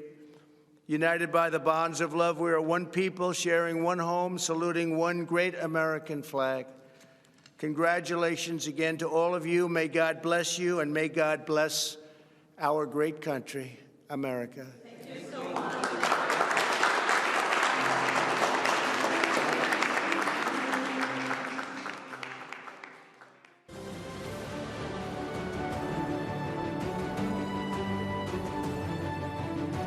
Good evening, America. When I stood on this convention stage 4 years ago, no one fully understood the historic change that was about to take place. We could all feel it. Something was happening.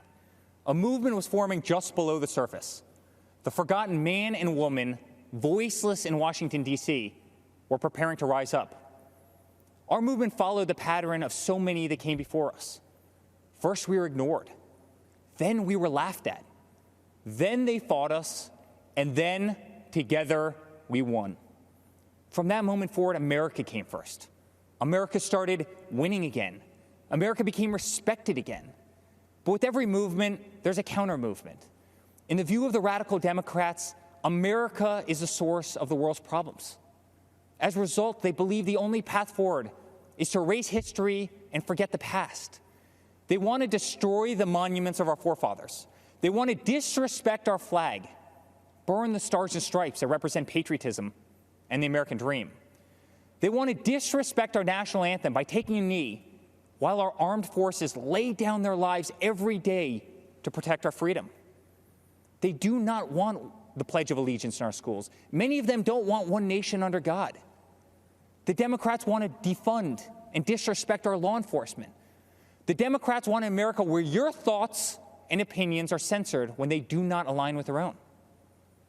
President Reagan said, "Freedom is never more than one generation away from extinction. It must be fought for, and it must be protected." This is the fight that we are in right now, and it is a fight that only my father can win. My father ran not because he needed the job, but because he knew hardworking people across this great country were being left behind. The media mocked these patriots in the flyover states in which they lived. They ignored the Trump flags. They ignored the millions of MAGA banners and barns painted in red, white, and blue. The silent majority had no one fighting for them in either party. Their so-called leaders were bowing to China, bribing Iran, and spending more time worrying about how they'd be received by the elites in Paris than how Americans would provide for their families in Pittsburgh. Our family lost friends, but it only pushed us to fight harder. My father pledged to every American in every city, state, and town that he was going to make America great again. And so began the Great American Comeback. Almost immediately, taxes were slashed, regulations were cut, and the economy soared to new heights, heights never seen before. Wages went through the roof. Unemployment reached the historic lows, especially for Black Americans, Hispanic Americans, and women. Trade deals were ripped up and renegotiated. Lights were turned back on in abandoned factories across our country. Trillions of dollars were repatriated back to the United States, which had been sitting in foreign lands for far too long. Once again, America became the envy of the world. And with that renewed strength came leverage.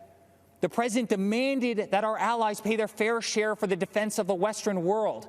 My father rebuilt the mighty American military, adding new jets, aircraft carriers. He increased wages for our incredible men and women in uniform. He expanded our military defense budget to $721 billion per year. America was no longer weak in the eye of the enemy. The moment President Trump ordered special forces to kill some of the deadliest terrorists on the planet, the day the mighty Moab was dropped on insurgent camps, is the day America took a stance to never be defeated by the enemy. Al-Baghdadi, Soleimani, dead. Over and over, issue after issue, the economy, the wall, the military, trade deals, tax cuts, Supreme Court justices, VA hospitals, prescription drugs, school choice, right to try, moving the embassy to Jerusalem, peace in the Middle East. Never-ending wars were finally ended. Promises made and promises for the first time were kept. Most politicians spend their entire careers in Washington, D.C. and get absolutely nothing accomplished. For example, Joe Biden. Joe Biden is a politician who has been in government for 47 years. He's a career politician who's never signed the front of a check and does not know the slightest thing about the American worker or the American business, the engine which fuels the greatest economy the world has ever known. The same politician who has been a total pushover for communist China and someone who would be a giant relief for terrorists who now spent years running, hiding, and being taken out by the most talented military known to man. Joe Biden has pledged to raise your taxes by $4 trillion. 82% of Americans will see their taxes go up significantly.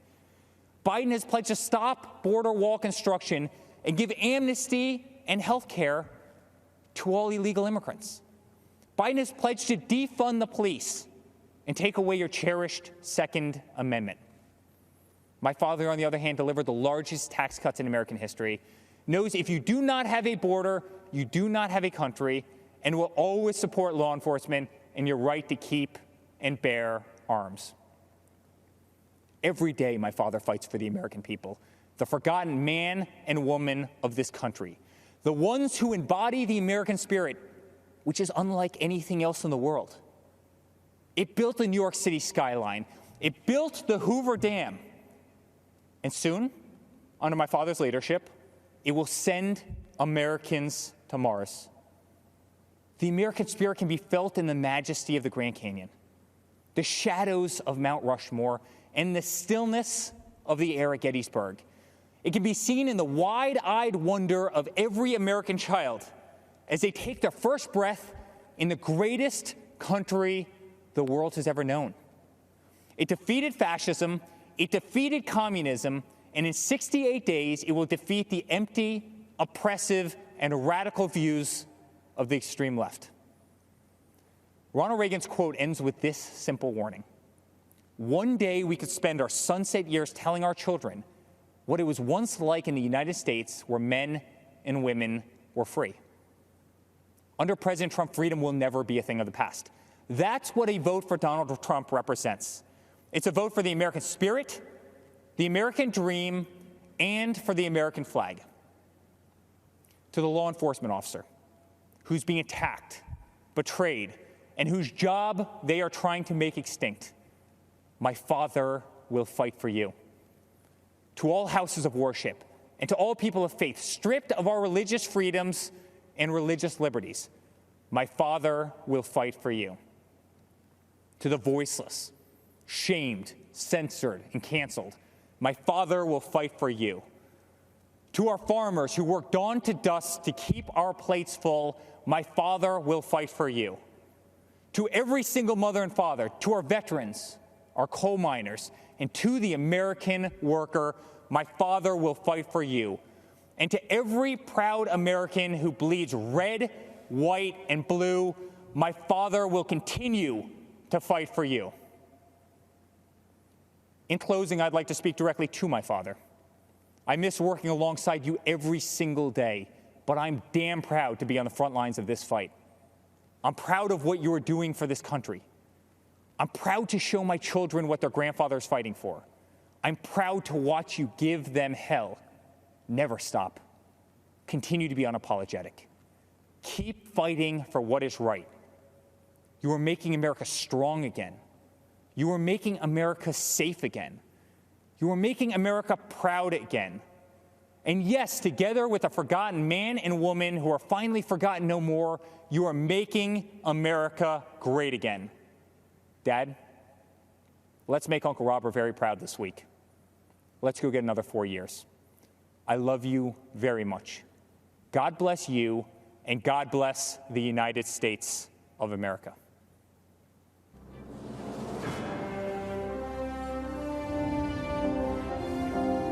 We're going to build a future of safety and opportunity for Americans of every race, color, religion, and creed.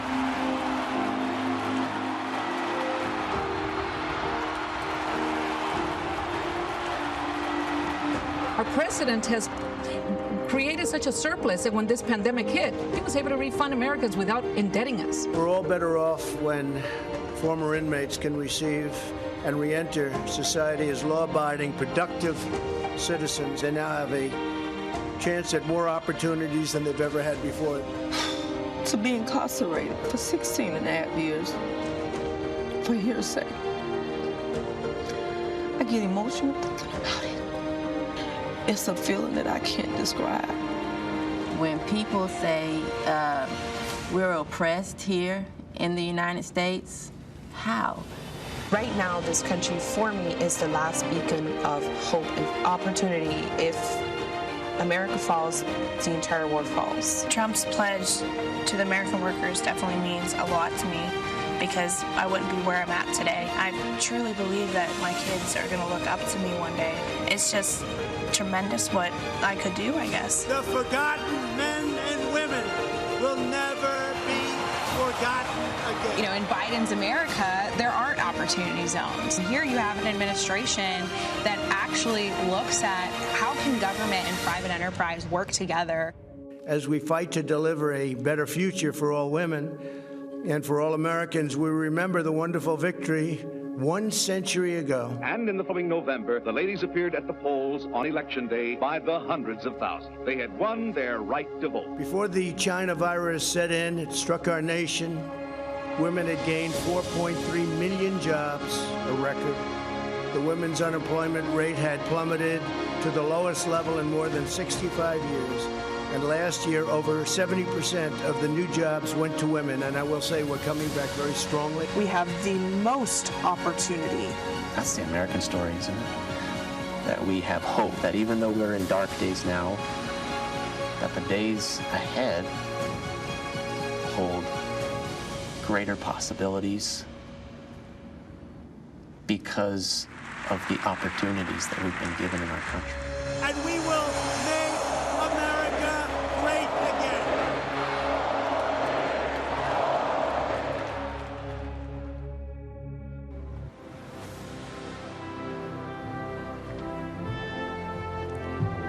Good evening. My name is Daniel Cameron. I'm 34 years old and the first African-American Attorney General in Kentucky history. It is an honor to be with you as a proud Republican and supporter of Donald J. Trump.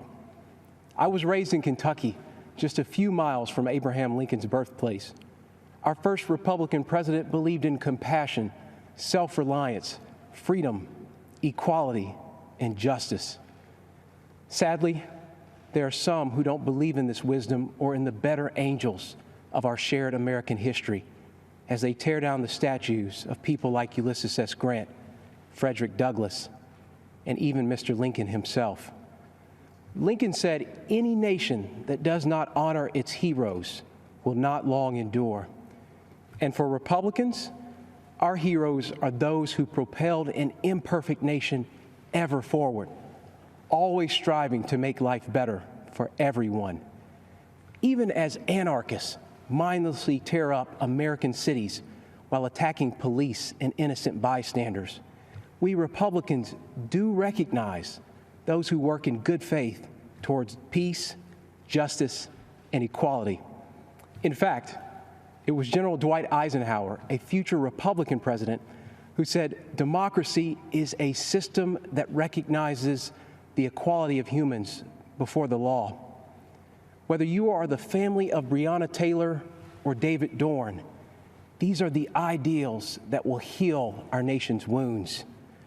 Republicans will never turn a blind eye to unjust acts, but neither will we accept an all-out assault on Western civilization. My values were shaped by my faith and by my parents. I worked at their small coffee shop, meeting people from all walks of life. And I realized something. No matter who we are, everyone needs a cup of coffee. That lesson stuck with me because despite our differences, we all want the same things. For our children to have more opportunities than we did, to feel the dignity of work, and to believe that if you play by the rules, you can make a good life for yourself and your family. So the question is, will we choose the path that gives us the best chance to meet those universal desires? Or will we go backward to a time when people were treated like political commodities who can't be trusted to think for themselves? I think often about my ancestors who struggled for freedom. And as I think of those giants and their broad shoulders, I also think about Joe Biden, who says, "If you aren't voting for me, you ain't black," who argued that Republicans would put us back in chains, who says there is no diversity of thought in the black community. Mr. Vice President, look at me. I am black. We are not all the same, sir. I am not in chains. My mind is my own.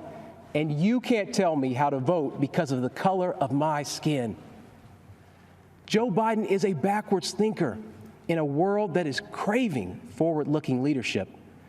There's no wisdom in his record or plan, just a trail of discredited ideas and offensive statements. Joe Biden would destroy jobs, raise our taxes, and throw away the lives of countless unborn children. And he is captive to the radical left, a movement committed to cancel culture and the destruction of public discourse.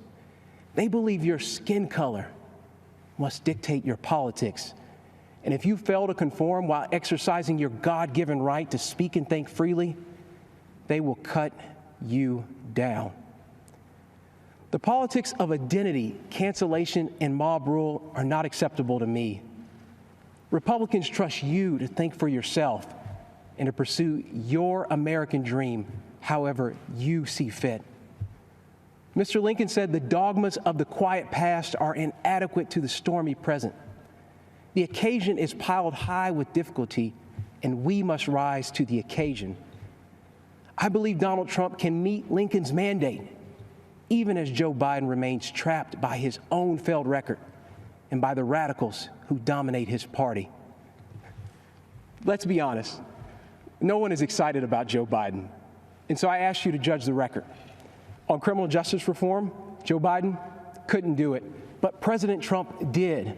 On the economy, Joe Biden couldn't do it, but President Trump did build an economy that worked for everyone, especially minorities, and he will do it again. And on immigration, Joe Biden promises more to illegal immigrants than he does to you. But President Trump believes his highest duty is to the American worker. The choice is clear. Let me close with something my mom told me. This country's many faces comprise a family, not separate parts to be divided against each other. And like any family, we care for one another. We grieve together. We share our burdens and our struggles, and we celebrate our successes. And though we fuss and fight, we are not enemies. We are Americans, united by a collective faith in our Constitution and laws and the fundamental fairness they represent. We are defenders of life and of individual liberty, and we carry the mantle of Eisenhower and of Reagan to be a force for good in this world, and one that must always be reckoned with. That's my Republican Party, the party of Lincoln, that believes America is an indispensable nation, an evergreen tree, standing tall in a turbulent world. And that's why I am voting for Donald Trump for president. Thank you, and God bless.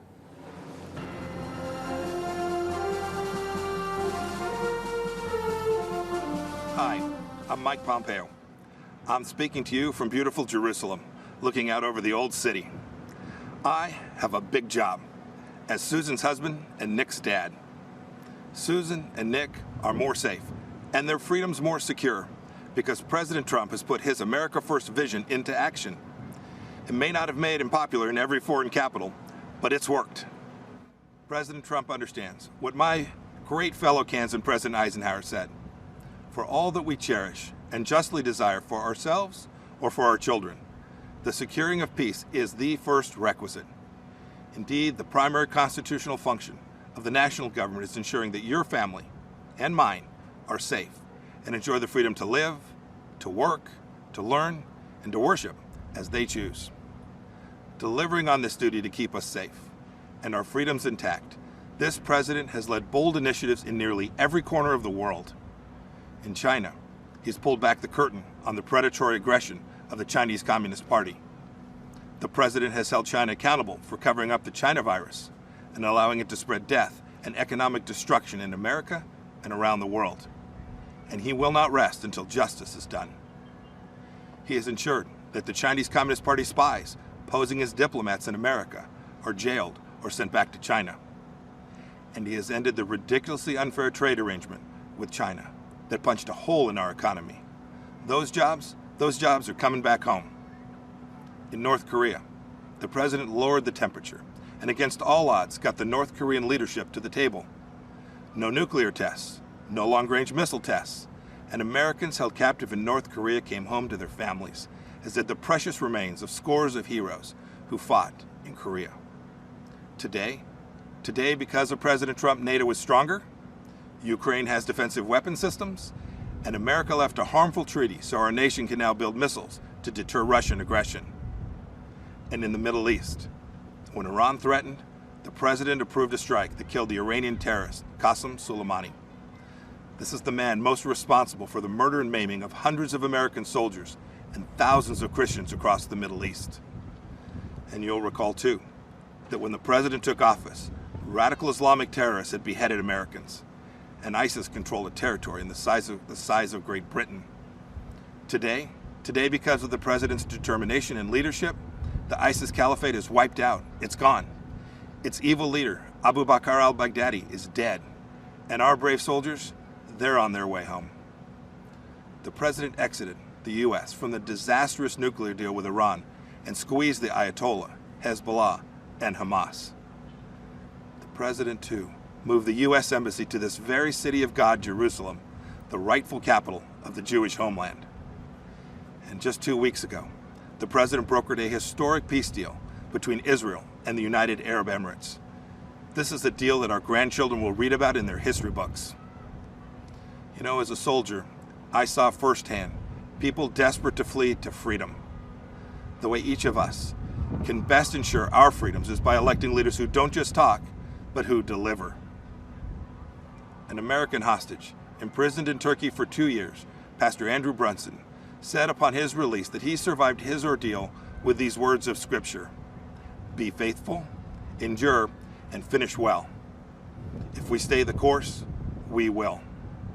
May God richly bless you, and may God bless our great nation, the United States of America.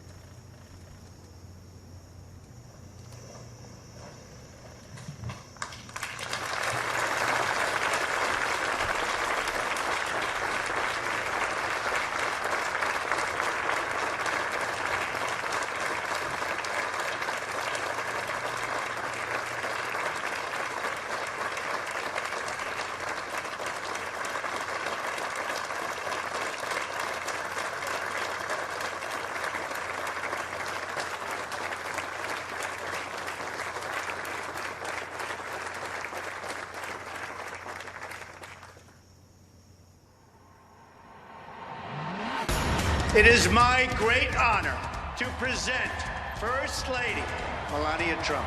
First Lady Melania Trump. First Lady Melania Trump officially kicking off her Be Best initiative. She is courageous. She's taking on a tough topic. Focused on the well-being of children, social media use, and opioid abuse. Let's join together in a committing to help children dream big, think big, and do all they can to be best in everything they do. This is her showcasing what she brings to the position of First Lady. She is smart, independent, and I think people have underestimated her big time. The First Lady was amazing. She was gracious, empathetic, and showed true compassion. First Lady Melania Trump stepping out onto the world stage. Her Be Best campaign is now going international. She has the advantage of speaking several languages. She can be a diplomat for our country. The sun was shining. She was greeted by children. This, of course, is her continuing to work on her Be Best campaign by shining a spotlight on successful programs that teach children tools and skills. She represents our country with enormous warmth and elegance and grace. Throughout history, women have made lasting impacts on society, and these women represent the strength of the female spirit. As First Lady of the United States, I'm proud of what this country continues to do for women. We as women must continue using our great tool of empowerment, our voices. It was a very important moment for Melania Trump. This was a really prominent week for her. The iconic White House Rose Garden has been renovated for the first time in 60 years. When the history books are written, there should be a special chapter reserved for our First Lady. She is an incredible First Lady. An amazing mother, an incredible woman, First Lady Melania Trump.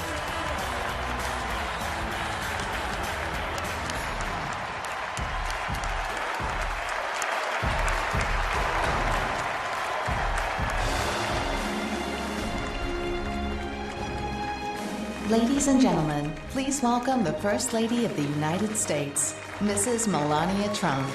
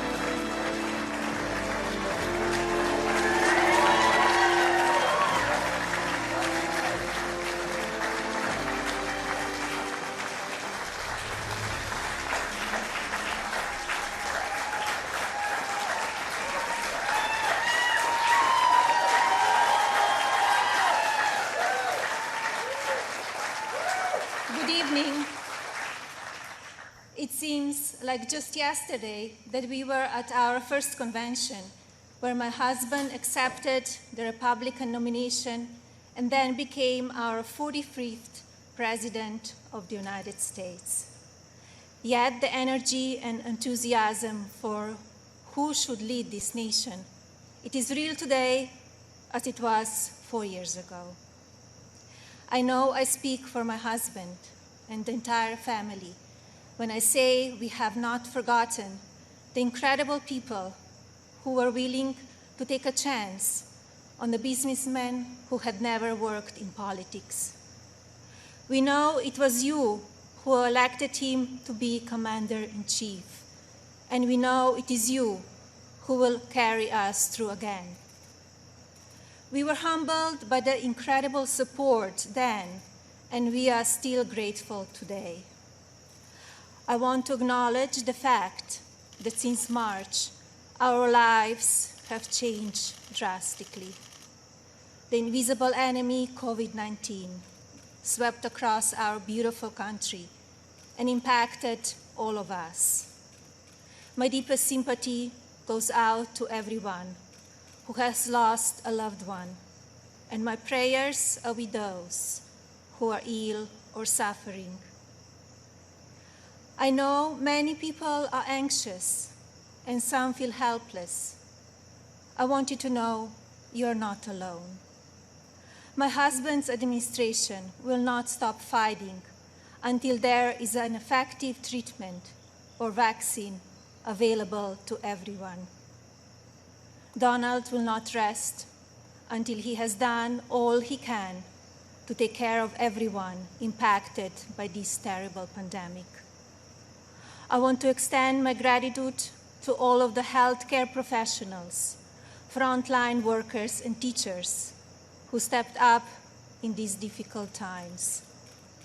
Despite the risk to yourselves and your own families, you put our country first, and my husband and I are grateful.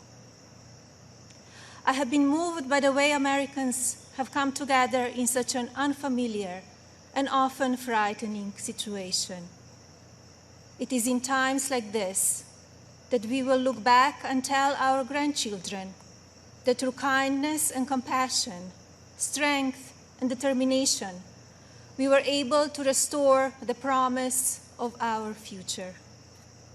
Businesses stepped up and volunteers stepped in. People were eager to share ideas, resources, and support of all kinds will do for one another, especially when we are at our most fragile. Speaking of strength and determination, we recently celebrated the 100-year anniversary of the passage of the 19th Amendment.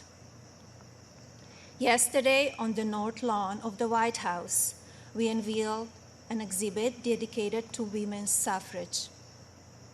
The exhibit called on children from across the country to send art honoring the meaning of this important time in women's history. When I was judging the entries, I reflected on the impact of women's voices in our nation's story and how proud I will be to cast my vote again for Donald this November. We must make sure that women are heard and that the American dream continues to thrive. Growing up as a young child in Slovenia, which was under communist rule at the time, I always heard about an amazing place called America, a land that stood for freedom and opportunity. As I grew older, it became my goal to move to the United States and follow my dream of working in the fashion industry. My parents worked very hard to ensure our family could not only live and prosper in America, but also contribute to a nation that allows for people to arrive with a dream and make it reality. I want to take the moment to thank my mother and father for all they have done for our family. It is because of you that I'm standing here today.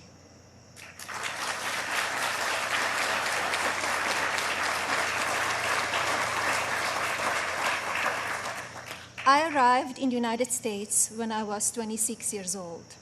Living and working in the land of opportunity was a dream come true, but I wanted more. I wanted to be a citizen. After 10 years of paperwork and patience, I studied for the test in 2006 and became an American citizen.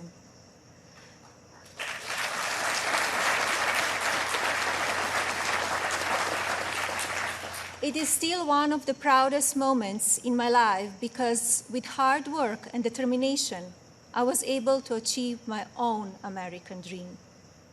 As an immigrant and a very independent woman, I understand what a privilege it is to live here and to enjoy the freedoms and opportunities that we have. As First Lady, I have been fortunate to see the American dream come true over and over again. I have met many inspiring women, children, parents, and families who have overcome life-changing issues that include addiction, homelessness, family members who are ill or have passed away, abuse of all kinds, and many other challenges that would make most people give up. The past 3.5 years have been unforgettable. There are no words to describe how honored, humbled, and fortunate I am to serve our nation as your First Lady. After many of the experiences I've had, I don't know if I can fully explain how many people I take home with me in my heart each day. From brave soldiers who give up so much so that we can be free, to children of all circumstances who I have met around the world. Thank you for inspiring me. It is my greatest honor to serve you. When I speak to members of the military, despite sacrificing time with their families, experience the fear of war or suffering loss, they have no regrets about serving our country. The same goes for their families and the families of first responders who often watch their loved ones walk out the door, not sure if or when they will come home. When I speak to families who have lost someone, the pain mixed with pride I hear in their voices is something I think about often. So thank you to all who serve our country in the military and as first responders. And thank you to the families who wait for them. You are our heroes in your own right. I have also been moved by the many children and families I've spent time with at hospitals, schools, and other locations around the world. Children who are dealing with pain or illness that would break even the strongest adult. Parents who are grateful to wake up every day and see that their child is still alive. His families are a testament to what faith and medicine, strength and science can do. On my first international trip as First Lady, my husband and I visited places of great significance to the three major religions, Islam, Christianity, and Judaism. One special memory from that trip is of a young boy I had privilege of visiting while at Bambino Gesù Hospital in Rome, Italy. While there, I read the little boy a story and learned that he and his family had been waiting for a heart for a very long time, and he had a grim prognosis. His situation brought my staff and me to tears, and we spoke of a little else as we flew to Belgium for the next part of our trip. Upon landing just a few hours later, we learned that a heart had been donated and would be going to the little one. I think about him often, along with so many amazing and strong young patients across our own country. More profound and sadly unavoidable examples of our country's strength and character have occurred in the communities that have been impacted by natural disasters. Hurricanes, tornadoes, and flooding may show the ugly side of Mother Nature, but in their aftermath, they can show us a beautiful side of humanity. My husband and I have visited many places that have been affected by natural disaster, and we are deeply moved by the strength of the people who have lost everything and the kindness of neighbors and communities. The common thread in all of these challenging situations is the unwavering resolve to help one another. I recognize the stories I just told about people who survive extraordinary circumstances. But Donald and I are also inspired by the millions of Americans who wake up each day with a simple yet courageous goal of providing for their families and keeping them safe. You are the backbone of this country. You are the people who continue to make the United States of America what it is, and who have the incredible responsibility of preparing our future generations to leave everything even better than they found it. Just as you are fighting for your families, my husband, our family, and the people in this administration are here fighting for you. No matter the amount of negative or false media headlines or attacks from the other side, Donald Trump has not and will not lose focus on you. He loves this country, and he knows how to get things done. As you have learned over the past 5 years, he is not a traditional politician. He doesn't just speak words. He demands action, and he gets results. The future of our country has always been very important to him, and it is something that I have always admired. In fact, it is to help ensure a better future for our next generation that I launched Be Best, my initiative to help children achieve their fullest potential.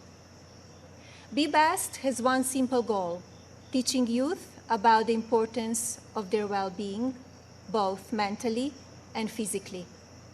This also includes understanding online safety and the dangers of opioid and drug abuse. Through Be Best, my office and I have been able to highlight people, programs, and organizations that are doing extraordinary things in our country and around the world. I continue to believe that by shining a light on these positive examples, others across the country and globe will become inspired to do their part for our next generation. Helping children is not a political goal. It is our moral imperative. When I think back to a defining moment of Be Best, my mind goes to a trip I took to Africa. On that vast and beautiful continent, I was able to visit the countries of Ghana, Malawi, Kenya, and Egypt. One of those visits, in particular, had a profound impact on me. Ghana, on the coast of West Africa, was the first stop on my trip, and I experienced firsthand its warm people and their traditions. While there, I visited the Cape Coast Castle and learned more about the beginning of a cruel and often deadly journey in the era of the slave trade. I was horrified when I listened to the guide tell me so many inhumane stories, and I gained new perspectives. It is time in our history we must never forget, so that we can ensure that it never happens again. Like all of you, I have reflected on the racial unrest in our country. It is a harsh reality that we are not proud of parts of our history. I encourage people to focus on our future while still learning from our past. We must remember that today we are all one community comprised of many races, religions, and ethnicities. Our diverse and storied history is what makes our country strong, and yet we still have so much to learn from one another. With that in mind, I like to call on the citizens of this country to take a moment, pause, and look at things from all perspectives. I urge people to come together in a civil manner so we can work and live up to our standard American ideals. I also ask people to stop the violence and looting being done in the name of justice, and never make assumptions based on the color of a person's skin. Instead of tearing things down, let's reflect on our mistakes, be proud of our evolution, and look to our way forward. Every day, let us remember that we are one nation under God, and we need to cherish one another. My husband's administration has worked to try and effect change when it comes to issues around race and religion in this country. He is the first president to address a special session of the United Nations General Assembly to call upon countries across the world to end religious persecution and honor the right of every person to worship as they choose. He has made substantial investments in our historically Black colleges and universities. This president also continues to fight for school choice, giving parents more options to help their children flourish. My husband knows how to make a real change. From the day that I met him, he has only wanted to make this country the best it can be. For many years, I watched him grow concerned and frustrated, and I'm so proud to see the many things he has done in such a short time. America is in his heart. So while at times we only see the worst of people and politics on the evening news, let's remember how we come together in the most difficult times. And while debate rages on about issues of race, let's focus on the strides we have made and work together for a better tomorrow for everyone. Our administration has also devoted historic resources and produced life-saving results by raising awareness around opioid addiction and drug abuse, especially for children. When so often the headlines are filled with gossip, I want to take this moment to encourage the media to focus even more on the nation's drug crisis. This disease is one that affects everybody. It pays no attention to race, age, or socioeconomic status. Addiction has touched every part of our society in some way. And now, more than ever, we have programs and medicine to combat it. We just need to talk about it openly. And you, the media, have the platforms to make that happen.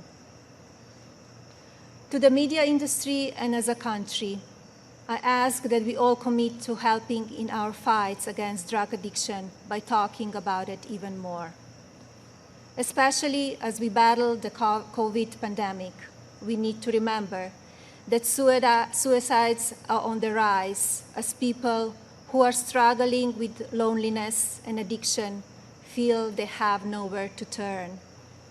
Parents, please talk to your children. Teachers and caregivers, pay attention to signs of addiction. Lawmakers, pass legislation that allows those who ask for help to do so safely and without fear, and to provide resources for organizations that help people impacted by addiction. When the stigma is removed, people will no longer be ashamed to ask for help, and lives will be saved. And if you are struggling with addiction, there is no shame in your illness. Please seek help. You are worth it. In my next 4 years as First Lady, I will continue to build upon Be Best and work with individual states to pass legislation to take care of our most vulnerable. I plan to continue the work I have started with children in foster care, as well as the minority communities and tribal nations. I want to ensure children are being protected and communities have the resources needed to combat drug addiction and child neglect or abuse. Like my husband and the administration, I will continue to encourage education that supports a child's individual needs. It is vital that children are given the building blocks to succeed. I also look forward to continue my work to restore the People's House, which is a lasting symbol of pride for our nation. I believe this iconic home needs to be cared for and preserved so it can be enjoyed by the people of this country and visitors from around the world for years to come. I'm passionate about this beautiful house, the grounds, and all they represent. And now I have a special message for the mothers of this country.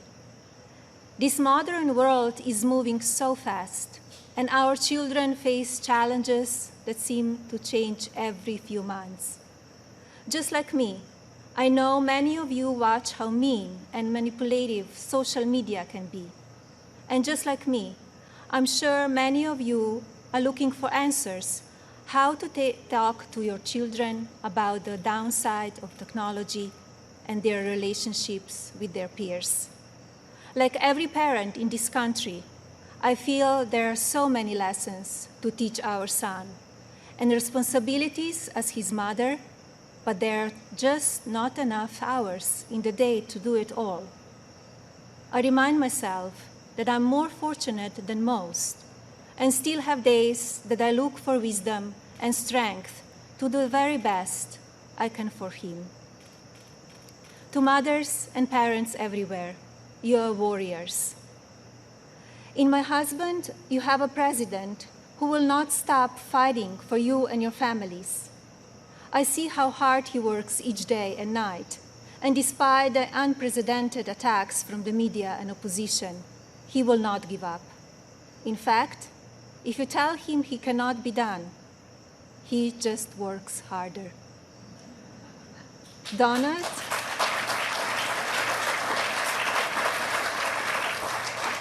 Donald is a husband who supports me in all that I do.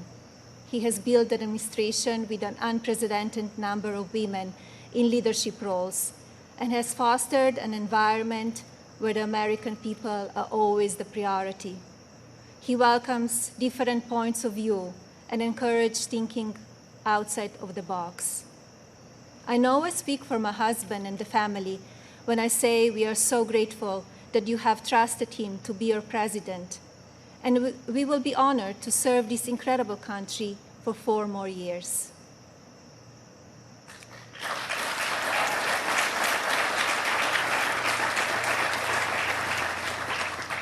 As you have heard this evening, I don't want to use this precious time attacking the other side, because as we saw last week, that kind of talk only serves to divide the country further. I'm here because we need my husband to be our president and commander-in-chief for 4 more years. He is what is best for our country. We all know Donald Trump makes no secrets about how he feels about things. Total honesty is what we as citizens deserve from our president. Whether you like it or not, you always know what he's thinking. And that is because he's an authentic person who loves this country and its people and wants to continue to make it better. Donald wants to keep your family safe. He wants to help your family succeed. He wants nothing more than for this country to prosper, and he doesn't waste time playing politics.